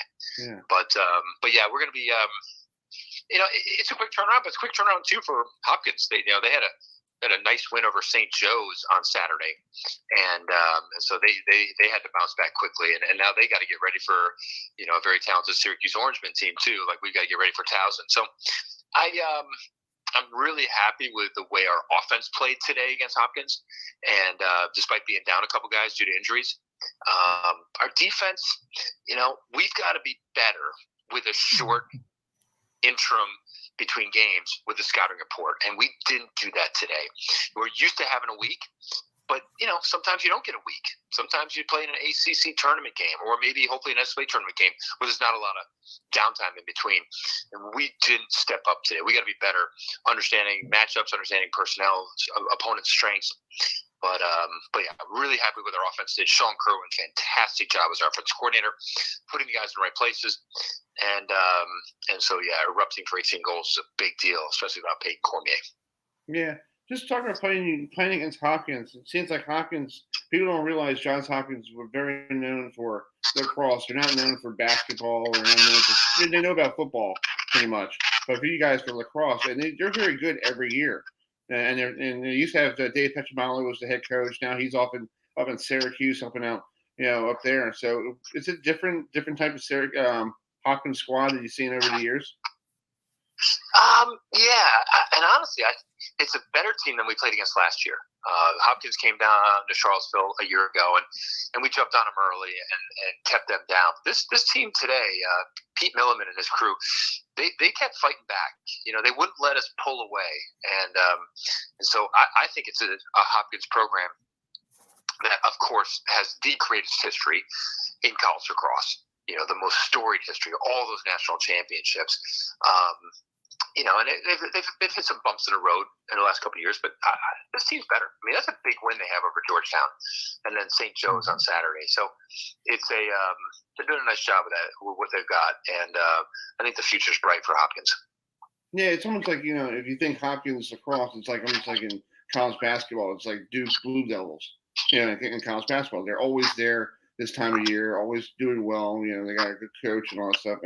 And for lacrosse, if Hopkins is not in there, there's something going on in lacrosse, and probably just new blood, or I guess Hopkins needs to get in the game. You're right. I mean, it's for so many years, you kind of could almost predict the Final Four. In the 70s and 80s, you kind of knew there were 6 or 7 teams who could be in the Final Four. Mm-hmm. As you well know, that's not the case anymore. There's you can make an argument for 12 to 15 teams being in the Final Four, and maybe more some years when there's even more parity. And it's just become more of a challenge for recruiting and getting the best players. When there's only 12.6 scholarships per program, and you have 45 men on the team, maybe 50. That's a big difference. Whereas college football, most of the guys are on full rides. In college basketball, the men's and women's, most of the teams on full rides. Virginia and Maryland can't just buy every good player. We've got to be very cost conscious with a budget, and it allows other teams to step in. So Hopkins is they're having those same battles in recruiting. It's they think they have somebody, and then all of a sudden some other school comes along and makes it just a better offer. And so it's a tough world out there. There's no question with recruiting. And but Hopkins, with their tradition and history, in the Cordish Center and the end zone there, the band playing every game, it's a great option for recruits. And you got a question for Coach? Yeah. Now, tell viewers why they should watch ACC college lacrosse in general, because there's so many good teams, and every year it seems like 4 or 5 teams like you guys always advance to the NCAA tournament. And I think you guys are good. And I think you guys are one of my teams that could bring home a national championship this year. But I appreciate that vote of confidence. Thank you. Thank you. We certainly got to play better defense and be better in the goal than we were today. But when I look at the parts, the key parts, you talk about team and the camaraderie and the energy. We've got those, but it's like who the men making these plays. Well, it starts with Petey LaSalle at the faceoff backs. He was exceptional today. He can score goals himself. He gave us possession 2/3 of the time, if not more, today, and that's such a big boost. And then Connor Schellenberger being our quarterback, letting the game come to him. He doesn't force things. He allows the game to happen he doesn't need 4 or 5 goals himself. He's happy to be the quarterback, and he's doing a fantastic job running the show there. And then it's kind of fun to see who's going to step up each game. Xander Dixon has 6 goals again today. Yeah. Patrick McIntosh, who's been a reserve for us, steps in due to an injured Peyton Cormier, and he scores 6. Griffin Schutz exploded today out of the midfield with 4 goals. So it's I'm very fortunate and very blessed to be able to coach the team in Charlottesville, to have UVA as an academic background, that people want to get this education. So it's not that hard. Mm-hmm. I know recruiting's a difficult world, but I'm blessed to have an incredible product, the UVA degree, and our own storied history here. With great lacrosse players and great teams and great coaches. Exactly. I got to ask you about a great coach in Kip Turner. Our station used to do Bayhawks lacrosse, and a shout out to Jarrett Welsh and everybody out there doing who's help us out. And I saw Kip a lot being goalie at the Bayhawks. So, but he's on your roster as a coach. What does he bring to your coaching staff? He helps out the goalies, right? I love that you asked about Kip. Kip was the starting goalie in the 2006 National Championship, undefeated Virginia Cavaliers team. And he's been with me personally for 13 years. The first 6, we were in Providence together. And when I was coaching at Brown, he was an assistant coach with me there. And then and Sean Kerwin joined me as in Charlottesville. So we've been together, Kip and I, for 13 years. Kip does he's kind of a rarity in that he does both of the specialty positions. Lacrosse for the face-off and the goalie play. You feel a little, I probably shouldn't say, but you feel a little naked as a coach if you don't have someone on your staff who can focus on those two specialties. Kip does them both. He was a fantastic goalie, as you noted, played in the professional leagues himself, but he's become a really talented face-off coach as well. So Kip does so much for us. He doesn't have the coordinator title like offense or defense, but he's so valuable. And recruiting, he crushes it. Everyone loves Kip. Kip's got a way about him, a gentleness, a demeanor, and he's our secret weapon in recruiting. That's cool. Adam, you get the last question. Go ahead. Yeah. Earlier this year, you started off your season playing another Big Ten team, the Michigan Wolverines. So tell us what it's like to play teams from the Big Ten in your non-conference schedule this year. I know. We could almost become an honorary member. Yeah, you should. Yeah. That's true. You should. I know. Yeah. As you were pointing out, we were playing somebody after Towson who's also a Big Ten opponent, and so we'll I hadn't thought about that way, but I guess in our first half of the season we'll play 4 of the 6 Big Ten teams. It's an exceptional conference and really well coached, athletic and physical, like big. Like we saw that in Michigan, and then we saw it even more so against Ohio State. They were bigger than us, and we're big, and they were strong. And so it's a really talented league, and we upped our schedule. We when it's a rarity for the ACC only get one team in the NCAA tournament, but obviously that's what happened in 2022. Mm-hmm. And so in the off season, we talked about as a staff, said maybe we stepped this up. So we added Ohio State, added Michigan, we understand the strength of Big Ten lacrosse, and it's just those teams push each other, and Maryland's been the gold standard. And it's elevated the entire league. That's awesome. Well, Coach, thanks so much for coming on tonight. I know you want to relax. You got a big win today. You want to get ready to talk to your alumni tomorrow here in Baltimore, and enjoy your day here and enjoy that trip down to the Secret Service thing. And be very quiet about that. We don't want to, government issues here. I don't want to get a phone call later going, "Did you say something on the air?" I don't know. That's really funny. Yeah, it's going to be a fun day tomorrow. Spending time with our alums and just getting our men thinking about what is the next step. It's an incredible 4 or 5 years that we now get to enjoy of being at UVA and playing lacrosse and being with our teammates. But just always thinking like, what does our future look like? And so our alumni do an amazing effort with putting different ideas and different opportunities in front of our men. Exactly. Well, if you're down in the Charlotte area on Saturday at 4:00, Towson taking on Virginia, so it's going to be a great matchup. And if you want to go see some great lacrosse, go down there and spend some time in the Blue Ridge Mountains of Virginia. I appreciate that promo. Come on down. We'd love to have you. All right, Coach. Have a safe trip back home, and we'll talk to you down the road. Thanks, guys. Love the product. Yes, sir. Yes, sir. See you, sir. Bye. All right, that's the coach from the top-ranked team in the country. That's what I'm saying. I feel like it's like my version of Alabama, Crimson Tide, Roman Tide. With I would love to get Nick Saban on our program one day, folks. Just for fun. Yeah. Oh yeah. So having the coach of the number 1 ranked team in men's college lacrosse, and Chris is called. I always like watching men's college lacrosse, and to me, Virginia right now is a team that is called if they continue this hot streak, against Towson and then Maryland, I don't want to face them come tournament time because, like I said, they have a shot to bring home a national championship this year. Mm-hmm. They're so talented, exactly. top to bottom. Well, let's keep our March Madness going here. Let me bring in the head coach of Mount St. Mary's. They pulled off a big win this evening up there in beautiful Atlantic City, New Jersey. I guess he's not going into the casino tonight to try to get some high rolling going. So let's bring in the coach of Mount St. Mary's if he's there.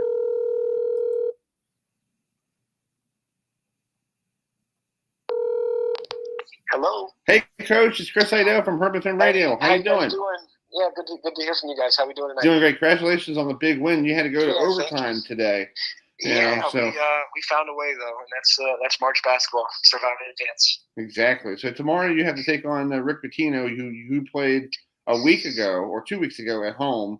Yeah. What did you see in that matchup against Iona that might be different? You might see tomorrow because they're the top seed. They've been relaxing for the last week or so, being the number one seed in this conference. Yeah, we know what they're going to do. They're just very talented and really well coached, and they're so big. They have 7-footers that can make threes, and they just provide some matchup challenges. But I think we proved the other night that we can play and absolutely compete with them. We were up at halftime, and we just got to put it together for 40.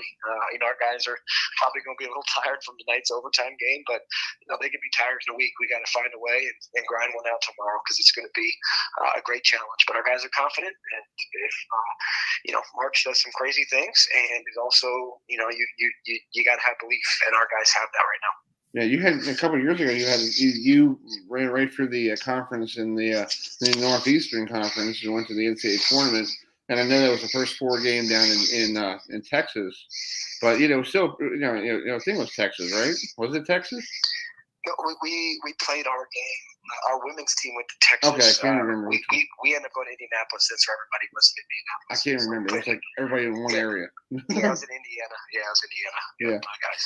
Yeah. So with that experience, do you still have some people on that roster that's part of that experience, and they have that March Madness fortitude that knows this time of year you win, you keep advancing, you lose, you go home and you play Nintendo for the rest of the summer. That's right. Yeah, we got some champions in our locker room, man. Malik's been there, DeAndre's been there. We had guys that are on our roster that were hurt, like Dakota, but they got to see us make a run. It's how special it is. So it's definitely a step up in league and back, but we're excited for this challenge tomorrow. It should be fun. Yeah. Adam, you had a question? Yeah. Now, first of all, congratulations on the win earlier today, and talk to us about give us some keys on how you guys can knock off the top seed Iona tomorrow in Atlantic City. Yeah, it's going to come down to defense, and defense is what wins games during this time of year. I got a great coaches that put us in position to guard, and we got to finish possessions. And if you're going to beat a team that's really talented like Iona, you got to make shots. So we got to come out and make some plays and play free, and then guard them, and then they're so big that you gotta have a chance on the glass. And we've won 5 out of our last 6 games right now, and it's because we're guarding. We're not turning it over as much as we were earlier in the year, and that's usually a recipe for success. What's it like playing against a Rick Pitino type team? Because I know back in the day he used to love the 3 and hard nose, in your face rebounding. His players were all over the boards, in Kentucky and Louisville. What do you see now in this team? Nothing's changed. I mean, he pressed us both games, the whole entire game. Mixed in a little zone here, but they're just tough as nails. They got really good guard play. They press, they attack, they try to turn you over, and you got to limit that. And we have good guards too that are excited to, really have this chance to keep advancing. That's true. You keep winning and keep moving on. So tomorrow night you play at 7.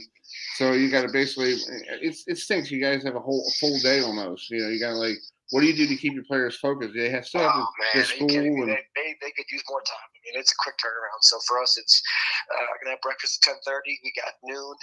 We're going to have a film session, and then after the film session, we're going to walk over, get some free throws up over at the arena. We're going to walk as a team on the boardwalk in Atlantic City, and then come back, get them off their feet, get a meal, and let's go try to get a historic win. That's awesome. That works.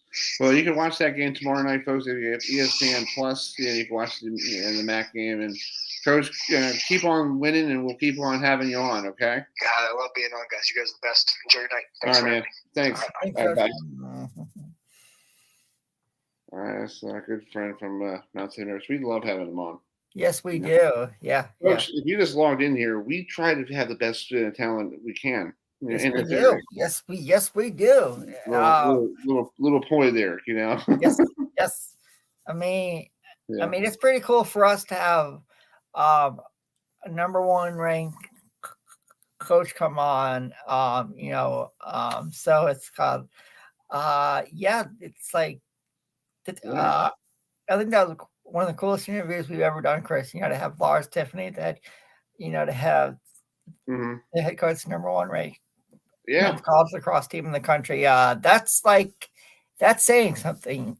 That's like really cool. When I got the email last week, I was like, yeah. I just texted the coach for Penn State. I was trying to get him on next week, the Penn State coach. Maybe if we could get him on Monday. We'll do our show on Monday here. Because he when people forget to check their email, it happens. It happens.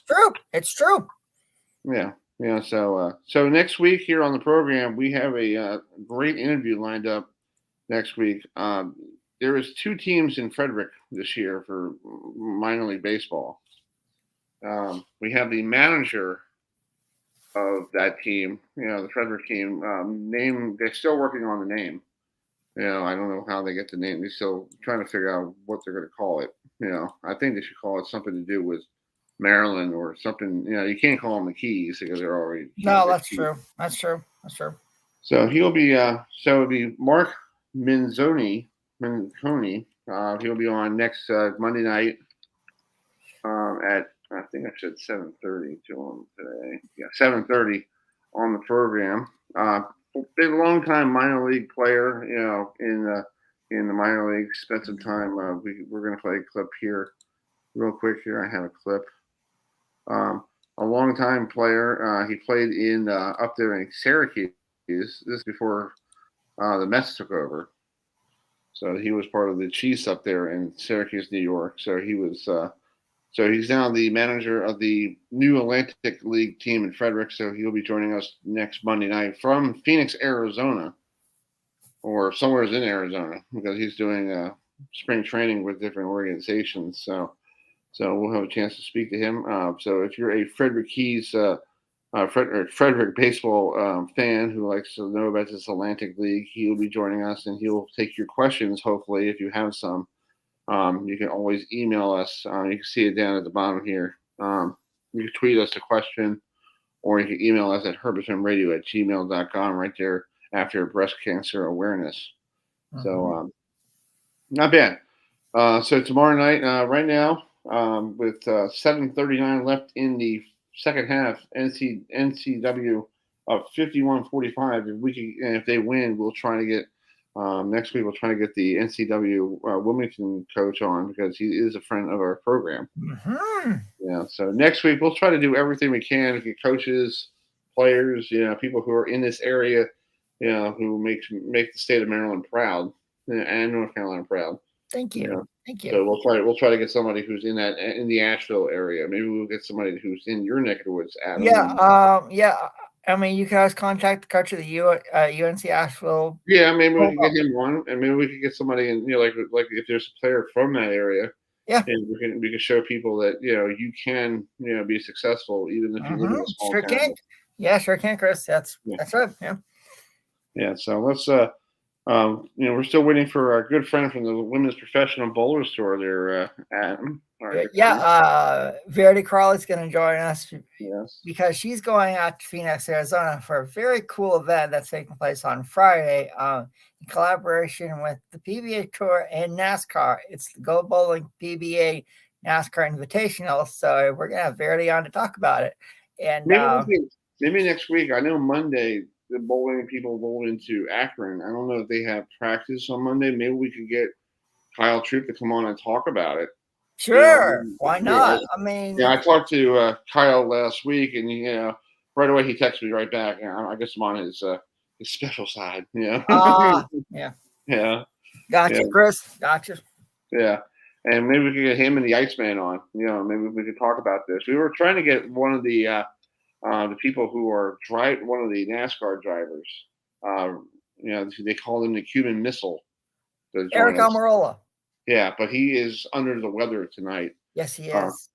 You knew about that? Yes, I did. I knew about it. Yes, I did. Maybe next time you get a phone call, let me know, because I feel like a real idiot when I Well, I found it.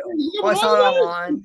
I saw it online, so it's all right. It's cool. You're good. Yeah, I didn't know. I'm trying to learn NASCAR. Yeah. So they call him the Cuban Missile. Bottom of the eighth. I know the Mets did not play on my birthday because they were off.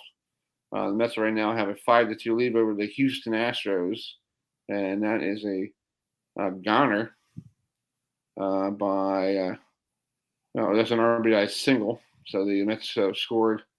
This is a little footage from the folks from the New York Mets Twitter page. So I love those jerseys. They're beautiful. Yes, they are, Chris. Yeah. I got the Pete Alonso jersey. Yeah. So yeah. The other day was National Polar Bear Day. You know that? And today was National Cereal Day. Was it? I talked to Nicole this morning. I was like, "Would you like cereal?" She's like, "I don't want cereal. It's National Cereal Day." I mean, I had cereal for lunch. Talk to the hand. Talk to the hand. Yeah. I'm kidding. Love you. I know. Yeah. She's sleeping over there. So. Oh, okay. Yeah, she's probably there. So tournament action for the women's tournament at Towson University starts tomorrow at 2 p.m. The Lady Hofstra, I guess is the Lady Pride. Yeah. I think I don't know what to call it. Taking on the NC Wilmington Lady Seahawks. Yeah, so what the hell's going on here? My TV just decided to take a poop. Oh, there you go. All right, so what's so we're gonna wait for maybe at the top of the hour we'll try to get a in the top of the hour we already talked about our good friend coming on, and then we will finish up at 9:17 with Manhattan College coach. It's very hard. Let me send this over to you here. John Odierna. Yeah. Odierna. Okay. Yeah. I tried really hard to try to pronounce your guys' name. So if I butcher it, I'll put a quarter in the jar. Yeah. So Terry, Miss Crawley will be joining us, our good friend. We'll show her little highlights of her bowling last year on the Ladies Professional Bowlers Tour. Yeah, and ladies' ball speed is a little bit slower than the men's speed. Yeah, that's right. Yeah, and I will say they do a little more. They do a little more finesse bowling than we do. We men we'll hook the mofo like six or seven boards. Yep. Yeah, or take the thumb out, and jerk it this way and all that stuff. Mm-hmm. And or if you're Mark Roth, you just don't have you didn't have a bowling stance. You just went up there and like that. Yeah. I mean, those ladies can bowl just as good as the guys can. It's called, there's a lot of good competitive ladies out there. So it's gonna be nice to have Verity Crawley on in just a couple minutes. Exactly. So she'll be joining us. Let's see if I can take a trip around the NCAA. See if there's any schedule today for lacrosse. They had some games today. Let's bring this up here.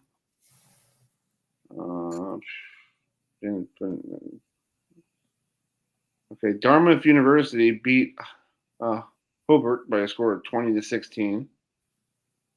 We already talked Virginia. Lehigh beat Binghamton by a score of 14-13. Richmond bounces back today after losing to Virginia on Saturday, won 11-6. And Massachusetts, who we'll try to get them on next week, we'll try to get some CAA lacrosse coaches on next week. They beat Albany 9-6. So, and then tomorrow, some good lacrosse action. If you're up in the Pittsburgh and the Philadelphia area, Drexel and Villanova go off tomorrow. TBA, we don't know what time they start. Maybe 2:00 in the afternoon, probably. And then Penn and St. Joe's will play each other in the Philadelphia area. So you got two good lacrosse games in the beautiful city by brotherly love. Yeah, so, that's true. Yeah, exactly. So Adam, would you like to be our guest and welcome this nice? Yeah, our next guest loves to travel, and she competed in a tournament in Iceland. That's right, folks, Iceland. She's heading out to the Valley of the Sun for a very special event this weekend, and she's one of the best bowlers on the PWBA tour, and she's from England. So she's a very special lady. So joining us now, one of the best ladies to throw a bowling ball. And I had the opportunity to see her in person a couple years ago up in Portland, Maine. The one, the only, Verity Crawley. Woo! Hi, Verity. Talk to us about what it's gonna be like for you to go out to Phoenix, Arizona, to compete in a very special event that teams up the PBA Tour and NASCAR. And would you ever want to take a hot lap in a stock car? Well, firstly, hello everyone. Thank you for your fantastic introduction. That one got me amped up. That was good. Thanks, Verity. And I am leaving on Thursday from Florida to Phoenix, Arizona for the PBA NASCAR Invitational, which is very exciting. I have been to Arizona for a PWBA event before. I have never actually been to a NASCAR event. I know very little about NASCAR and I have watched very little NASCAR. So it will be a very different experience for me, and obviously extremely cool to be able to compete, bowl on TV with not only some other professionals, but also the NASCAR drivers. I think that's an amazing thing that PBA, NASCAR, whoever is involved with everything have done in order to get everything together to make it happen, to be able to have both sports come together, not only give some more viewership, hopefully for bowling, but also for NASCAR too. Yeah, it's pretty cool that I heard about this a couple of weeks ago when I got the press release. I'm like, bowling in Phoenix at the S-Way. I'm like, all right, that maybe, was it outdoors or is it in the barn? Is it somewhere? Yeah, because I'm thinking Phoenix is hot. And they used to do this a long time ago on the men's tour, and the women probably had this too. They did some outdoor bowling years ago, and the oil gets really hot if the sun hits it, and it changes the format of the lanes. Because I remember they had one in Bryant Park years ago with the Professional Bowlers Tour, and the oil gets so hot because of the sun on it, it changed the way the lanes are. But now I heard it's in the barn, so it's like, okay, I guess you don't have to worry about it. But was that your first there are two new lanes that are being installed for the event, which is also really cool. When lanes are put in specific for an event, they do tend to hook a little bit more when we have brand new lanes, but it should be a really cool setup. And you're bowling against a couple NASCAR drivers, yourself and another lady. Go ahead. Yeah, as far as I'm aware, we're actually bowling with the NASCAR drivers. Oh, so it will be a doubles event. Each professional bowler has a NASCAR partner that we will be teamed up with for a Baker match. Now, within that, it will be each professional bowls a match. Kyle Troop and Jesper Svensson are both going to bowl with their NASCAR driver against one another. The winner of that will then bowl the winner of the female side. So myself and my NASCAR driver will compete against Daria and her NASCAR driver. And the winner of that will then bowl against the guys, bowl one more Baker match, and then there will be a champion crowned. Okay. So do you know who you're bowling with, or is this one of those secret things we're going to see on Sunday at 1 when they tape it before the... I do know, but I think I'm going to keep it a secret to make sure. All right. Right. I'll check your Instagram, Verity, and find out. I mean, you're going to find out probably from my social media before you're going to find out from like the I said, show I'll on check. Sunday. Yeah, I'll find out. I'll find out. Yeah, but Adam is the NASCAR bowling guy. I'm trying to learn about NASCAR because I know Adam likes NASCAR, and I'm trying to learn about it. I do. You know, and I'm like you. I'm like, okay, a lot of left turns, and you know, and that's my perception of it too. I mean, now, Chris, there's something you should know about Verity. She loves motorsports because you like Formula One racing, don't you, Verity? I do, yeah. I do. Yes, you. I would like to say I much prefer F1 to NASCAR. However, I've not given NASCAR enough of a chance. So maybe after this weekend, my perspective will be a little bit changed. But as of right now, I watch F1. I don't watch NASCAR. I mean, you can get a hot lap with Lewis Hamilton at Silverstone, Verity. I mean, if I could, I'd be all down for that. Yes. Sure, why not? He's my favorite driver. Yeah. Over there. I was quite like all doubles with him. Let's put it that way. There you go. Cool. Yeah. That'd be cool. Yeah, Adam, I know over in Europe, Formula One racing it's almost like it's bigger than what we have over here. Because I was over there. Yes, it is. I was over in Germany with Verity can tell you just how popular it is. I mean, the crowds are really crazy, and Verity, talk to us about one thing that you do with every match. You put a flower in your hair. So tell us how the hell that got started. Yes, I do. It's been a story I've actually explained quite a few times on my social media. And it started when I was quite young. I used to wear a flower in my hair without really realizing, my mum used to do my hair when I was a kid. And I guess it was just a part of the routine without me really realizing. I bowled my first international event for Junior Team England when I was 12, and I traveled to Vienna for that event. The first day I bowled really bad, and the coaches said to me, Verity, what did you not do today that you always do when you bowl? And I'm like, I bowled bad. I had no answer. And for them, it was the flower. They were used to me being, used to me bowling with a flower in my hair, and I didn't have one. And from that day, I've always worn one when I competed. It just kind of became a part of my routine. There was a time frame where I didn't like wearing it. I thought it looked stupid. I'm like, why am I doing this? And my mum would always push for me to wear it in my hair. And then as I got a little bit older and I moved to the US for university, I actually started to like it because my parents would notice me on the live stream based off the flower in my hair.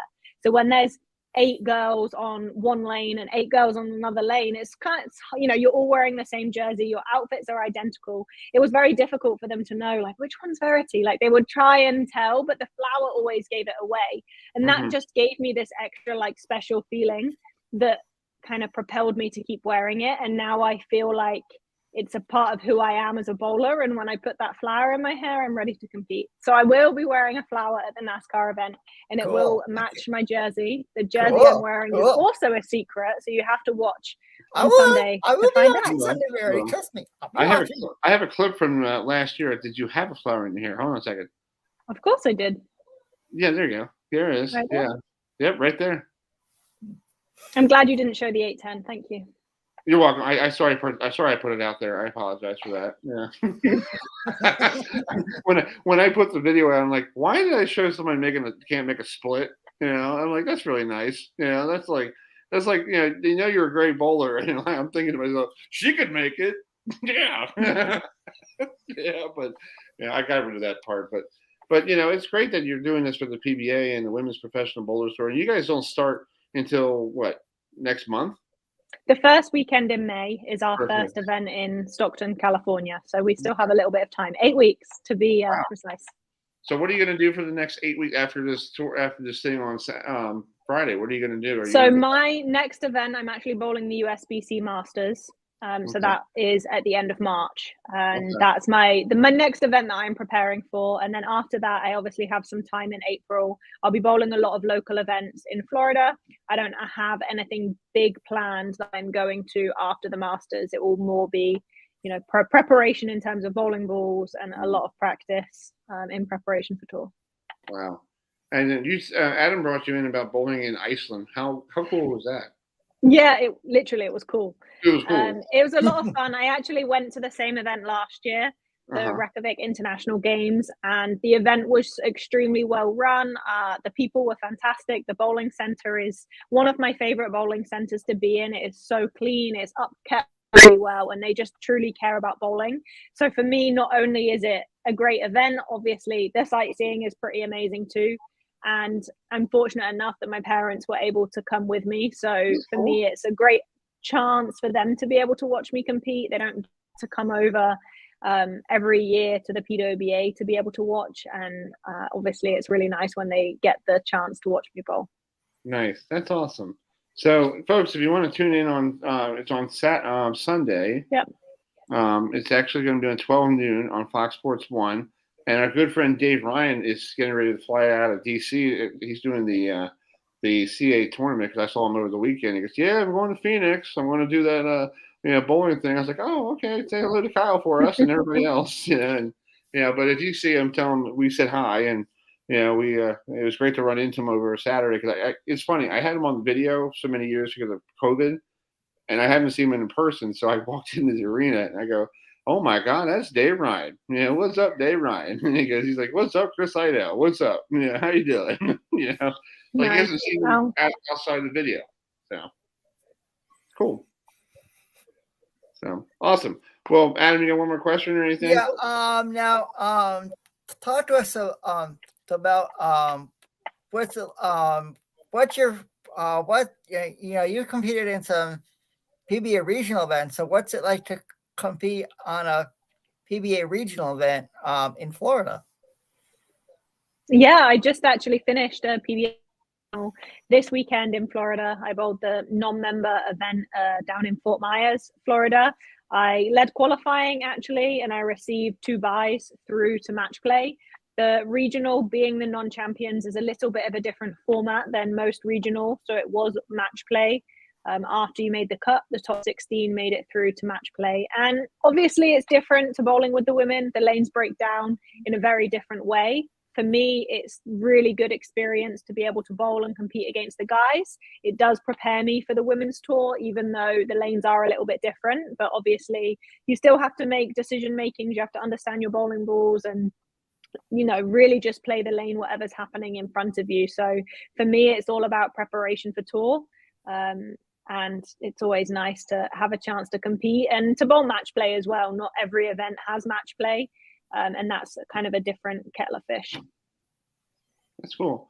Well, Verity, thanks so much for coming on tonight, and thank you so much. And the internet is perfect down there in Florida because the last time we had some choppiness. So, but thank you so much for getting it perfect this time because I was wondering if all good this time.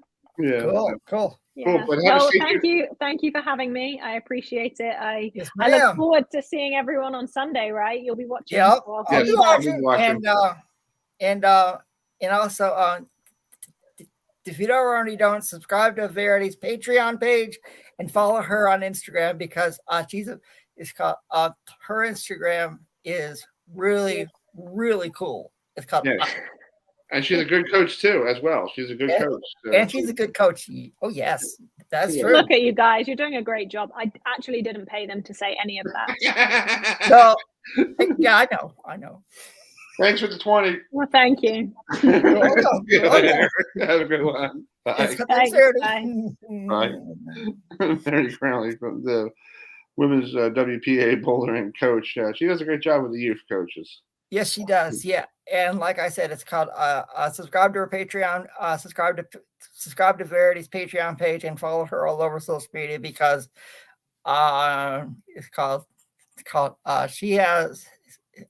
she's just a really cool lady on social media and in person too. Well, right now with 18.2 seconds left, Charleston has a 61-58 lead on the Seahawks of NC Wilmington. So, and looks like a timeout is called on the court, and it's probably Seahawks ball.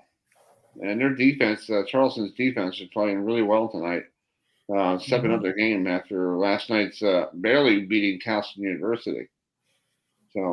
So if they hold on this, they're going to be 31-3, and maybe next week I'll try to get starting tomorrow. Maybe I could call the commissioner of the CAA, who I ran into, down in the on Saturday, and he goes, anytime. He's like, how's your program? I'm like, doing great. He goes, I said, I've been trying to get you on since I told him, I've been trying to get you on since the fall, and he goes, nobody told me about it. I was like, well, he's like, just give me a call. I'll come on. I'm like, okay. I said, do I need to go through the channels? He's like, no, just call me. The commissioner of the CAA joins. Yeah. Yeah, we should get him on and talk about maybe why, how cool, having a team that's like going to be 31-3 going to the NCAA tournament, and might be I don't know what kind of seed they could. Can they be a 10 seed? They should be a 10 seed. Should be. I mean, they're good enough to be a 10 seed. Let's bring up their quality wins. Let's bring up Charleston's quality wins here. I'll bring it up here on the program here. Let's bring up their quality wins. Here's their schedule. They lost to North Carolina second game of the year. They lost 102 to 86. Okay. You can't beat number one Carolina was at the time in Chapel Hill. Okay, they tried. They beat a good Virginia Tech team. They won the Shriners Charleston Classic. They beat a good Davidson team, Colorado State team. Oh, here's a three. Nope, doinked off the back to the another three. Doink off the goal post and out of play, and it looks like Charleston is moving on, folks, to the NCAA tournament, winning by a score of 63-58 down in DC, and I think there might be a time, and there might be a couple seconds left on the clock. It looked like it because the ball went out when there was like maybe a second left. They're reviewing it right now on TV. It's like 4.4 seconds left. So you gotta be Kristen Leitner to do that one, right? True. That's true. You got literally catch and throw. That's hard to do. Yeah. So anyway, back to their schedule. Okay, they played. All right. So they beat Virginia Tech. 77-75. They beat, and then they played their conference non-schedule. They were basically undefeated since they lost. They didn't lose another game until they lost to Hofstra on January 28th. So they went basically 2 months, literally 2 months, without losing a game. That's true. Yeah. So folks, if you just tuned in, we'll just tell you who. Let's get up here. We're waiting for the coaster. Here he is. I didn't see the coach on the Manhattan. Hold on a second. I'll tell you folks who won here. Charleston won. What was the score? What was the score? 65. 63-58. College of Charleston won over UNC Wilmington in Washington D.C. Yeah, Charleston beat UNCW to win the CAA men's basketball championship. So, okay.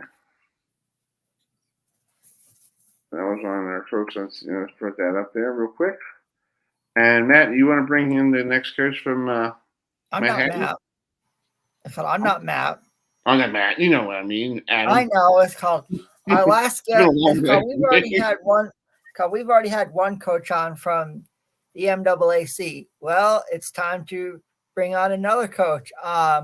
He's actually facing Mount St. Mary's to kick off their conference season on Saturday. So let's bring in the head coach of the Manhattan College Jaspers, Coach John Odierna. Coach, how you doing? Did he do a good job with the last name? Because I butchered it so bad, and I let Adam do it. I'll be honest. It's a 9 out of 10. Most people don't get it right, and he made the most common mistake, so I'll accept it. Okay. So what is how you pronounce it? So since from now on we'll be practicing. The correct Italian pronunciation is Odierna.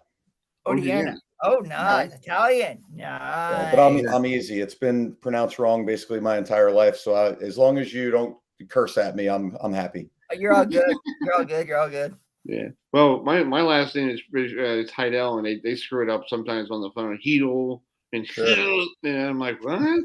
Yeah. I'm like, who are you and what? Yeah. So we had a coach from Mount St. Mary's on earlier.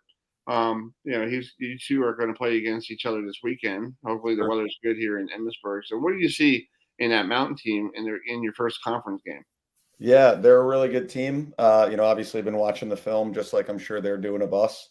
And they've played Navy and Delaware and Towson and UMBC, a lot of really good regional opponents. So we know we're going to have our hands full. It's kind of a funny game for us because they've obviously been in the NEC for the last few years, but originally they were a MAC school. So there was an old school MAC Manhattan versus Mount rivalry. So definitely excited to rekindle that. That's awesome. Bring back the old rivalry games. That's what sports is, rivalries. No doubt. Yeah, we have a bunch of alums from the early 2000s who all are like, I can't stand Mount St. Mary's. And it's just so funny because for us, I've been here for 8 years and we've never even played against them. So it's a whole new thing. Yeah, I was doing some research, and the last time you didn't play them, but I was doing the last time they played each other, you had to go back to 2014. Yep. Where were you in 2014? I know I was. I think I was still trying to do my program here. Yeah. I think I was coaching Division III lacrosse. That was my 3rd year as a coach, I think. Wow. Okay. Wow. Yeah. And then they haven't played each other since 2013 at home in Mount St. Mary. So it's like it's been before COVID. So if you want to say that, Yeah. It's crazy. Pre-COVID. Yeah. Crazy. So just talk about have you had any of these alumni come up to you and go, you better beat them? For sure. But to be fair, they say that about every game. So we played Princeton 10 days ago, and the alums were saying you got to beat them. So that I think they say that for every game. Our alums are awesome. They're a rabid group of guys that are really passionate about Manhattan lacrosse. Nice. So this is your first season, right? You took over. You were a defensive coordinator, for a while for there. So what was it like making the transition from being, helping out the head coach, now being the dude, on the program? Yeah, it's a really cool, unique challenge. I think again, I'm a really lucky guy because I was so involved in so many facets of the program previously for the last 7 years. The biggest change for me was moving my stuff out of my cube and into an office. And I think the other cool thing is a lot of people, when they get their first chance to be a head coach, are usually showing up to a new place where they have to develop relationships with the players, the families, the alums, the administrators, figure out how the school works. And fortunately for me, I've already gone through all of that process. So I'm a really lucky guy in my first head coaching job to be sort of just trying to extend our recent success rather than trying to show up at a whole new place as a stranger. That's cool. That's great. You get an opportunity. It's like if you're working in an organization and you don't have to move, and you're the boss and you stay in the same building, and you just get out of one cubicle into an office and you tell the old head coach, like, get your garbage out of my office, please. Yeah. In a nice way, But Yeah, no, it's a really cool. Like I said, it's not. I know there are a lot of guys that our former head coach, who's my best friend. He's in a new place and he's going through a lot of the challenges we talk almost every day that we went through 8 years ago. So it's not lost on me that I'm extremely lucky to have skipped some of those steps as a head coach. Now, as an assistant and a D coordinator, I experienced all the road bumps and bruises along the way. That's true. Adam, you got a question? Yeah. I've been looking at your schedule, and you guys play teams that, like, you guys have to go to Lexington, Virginia to play VMI, which I'm assuming it's their first year as having a men's college lacrosse program, because haven't seen them on any schedules before. And then you guys got to go to Staten Island, New York to play Wagner at the end of the year. So what's it going to be like to face these teams, VMI and Wagner, in the MAAC this year? Yeah, we have a really unique challenge in that we're the defending champions in basically a brand new conference with 5 new teams. We have the title of, it's still the Metro Atlantic Athletic Conference, but there's only 5 teams that were in the league last year and then 5 brand new teams. So It'll be cool. BMI, we've played over the years. I can let you know they're not a first-year program, but they've gotten a little better year over year. I mean, I'm not excited to go to Lexington, Virginia. I'll say that. But I think for us, we're road warriors. We've been on the road a lot this year. Early, I think of our 5 games so far, 4 were on the road. And Mount St. Mary's being our 6th game, also on the road. So we're not afraid to get on a bus, spend some time as a team and come together. And we like to say, we'll play whoever we got to play, wherever we got to play them, whenever we got to play them. We don't mind getting on the road. And to answer your question about playing some of these new teams in the MAC, I know Coach Gravante mentioned it earlier because I was listening to you guys a little bit earlier. You were talking about some breaking news about Aaron Rodgers and the Jets. Any chance that came through and he's signed yet, or we traded for him? What's going on? According to I'm watching CBS Sports Network, the owner of the Jets, the coach, and the GM hopped on a plane to California today to meet with Aaron Rodgers.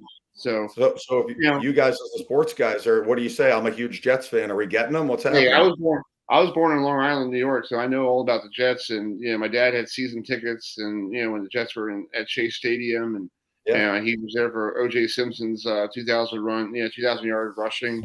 And I told him, I was like, "Where's the ticket stub?" He goes, "I threw it out." I'm like, "Dad, that's a collector's item. Why did you do that?" Yeah. He's like, "I didn't know. Back in the 70s, we didn't know what the heck collector's items were, Yeah, that's true. I think I feel like between you and me, I think that the Jets are still trying to find a replacement for Joe Namath.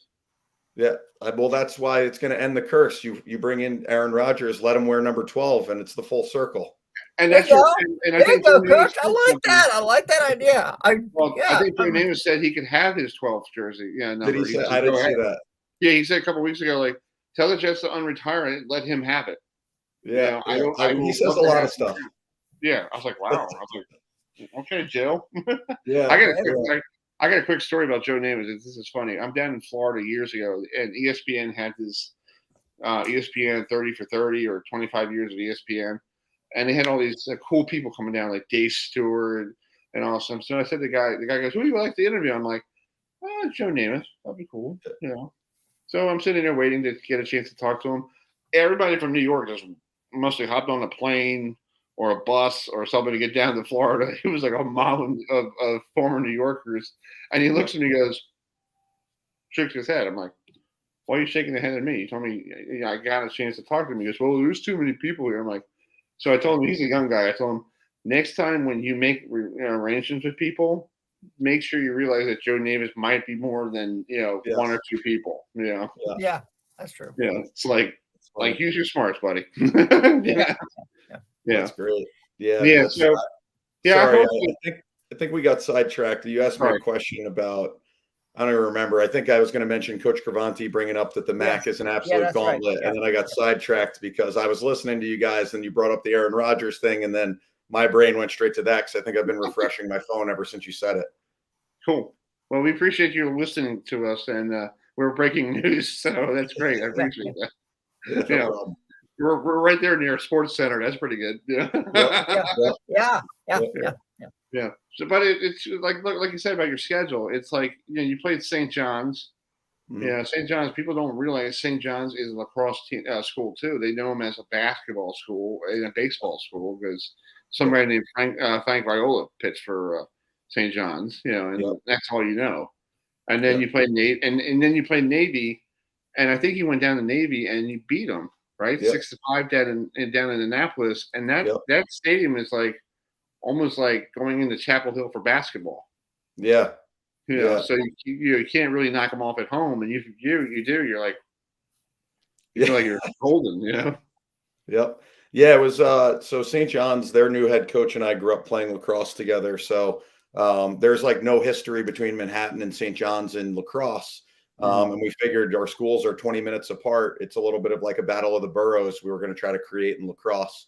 We had only played one time previously, and it was last year. So we're going to try to make it a yearly rivalry, turn it into something, which would be cool. Little Queens versus the Bronx rivalry. Do neutral sites. This year we played at a Long Island high school. Next year maybe play at a Westchester high school. Move it around a little bit. And then to your point about Navy, a big reason we had played them there actually the year of COVID 2020 before the world shut down. We played them there. And I think when we went down there, we played them to a good game, but our guys were like eyes very wide. You know, it was like you said, you go down to that place. It's one of the reason we scheduled that game is because, in my opinion, it's one of the best, if not the best, venues for college lacrosse that exists, or lacrosse in general that exists. We want to, as a school that plays in the MAC, that's, you know, a mid-major conference, we want to expose our guys to as many big opponents and big stadiums as possible in our non-league slate. So, I mean, to win there was, you know, completely what a memorable event.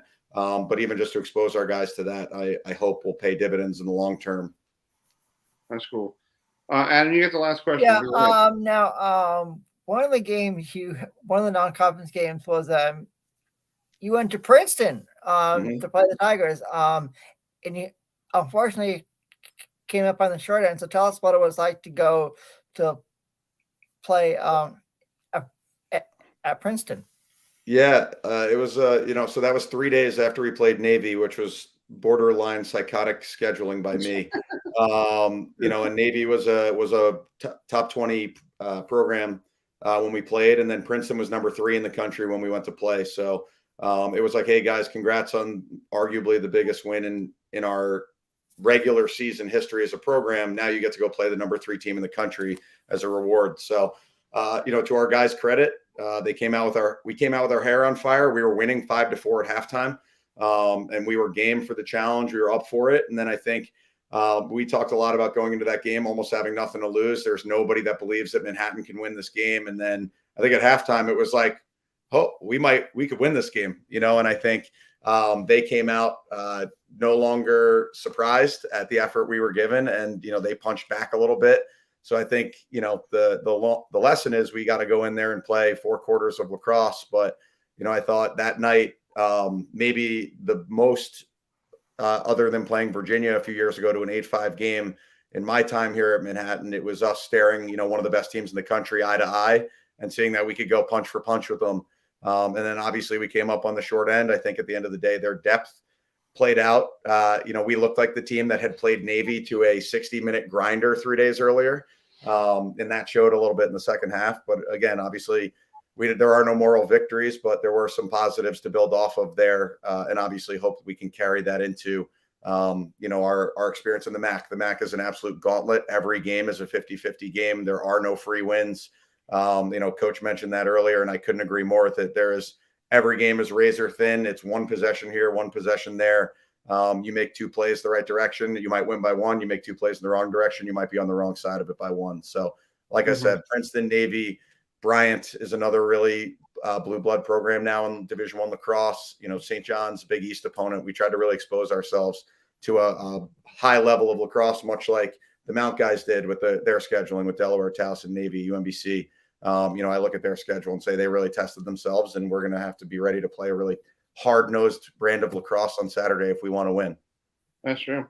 Well, Coach, thanks so much for coming on. Good luck on Saturday here on the trip down. Hopefully this weather will be better. You know, I hope it's supposed to be hopefully the snow, whatever the heck to talk about, get out of here. I'm just looking at the potential opportunity here. But, you know, hey, that's where you guys play in the snow. So yeah, college lacrosse is a winter sport now. I did go to Gettysburg College, so I'm familiar with the region.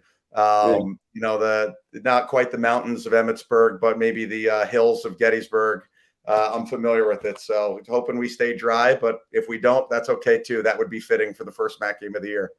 That's cool. Well, Coach, don't be a stranger. We'd love to get you on later in the year. Absolutely. Would love to talk to you guys again. Thank you. Great. See you later. Yes, sir. Bye. All right. This is the coach of Manhattan College. The coach is Coach, how do you say it in Italian?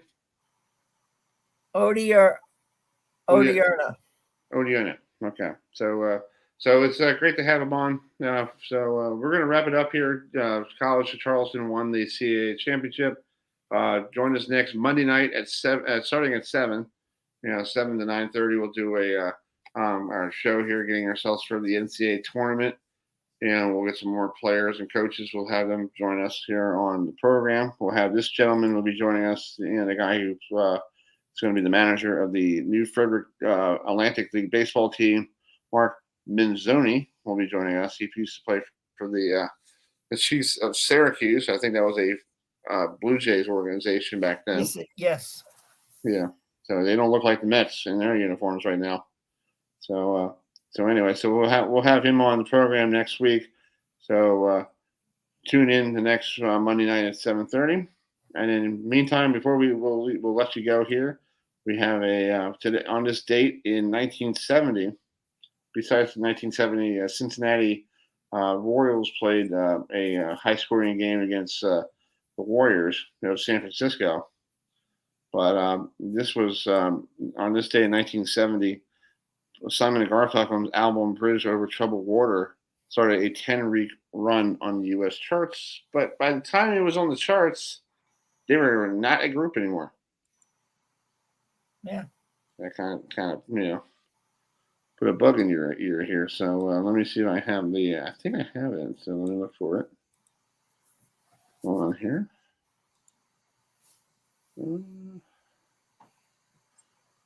I have it here. Hold on.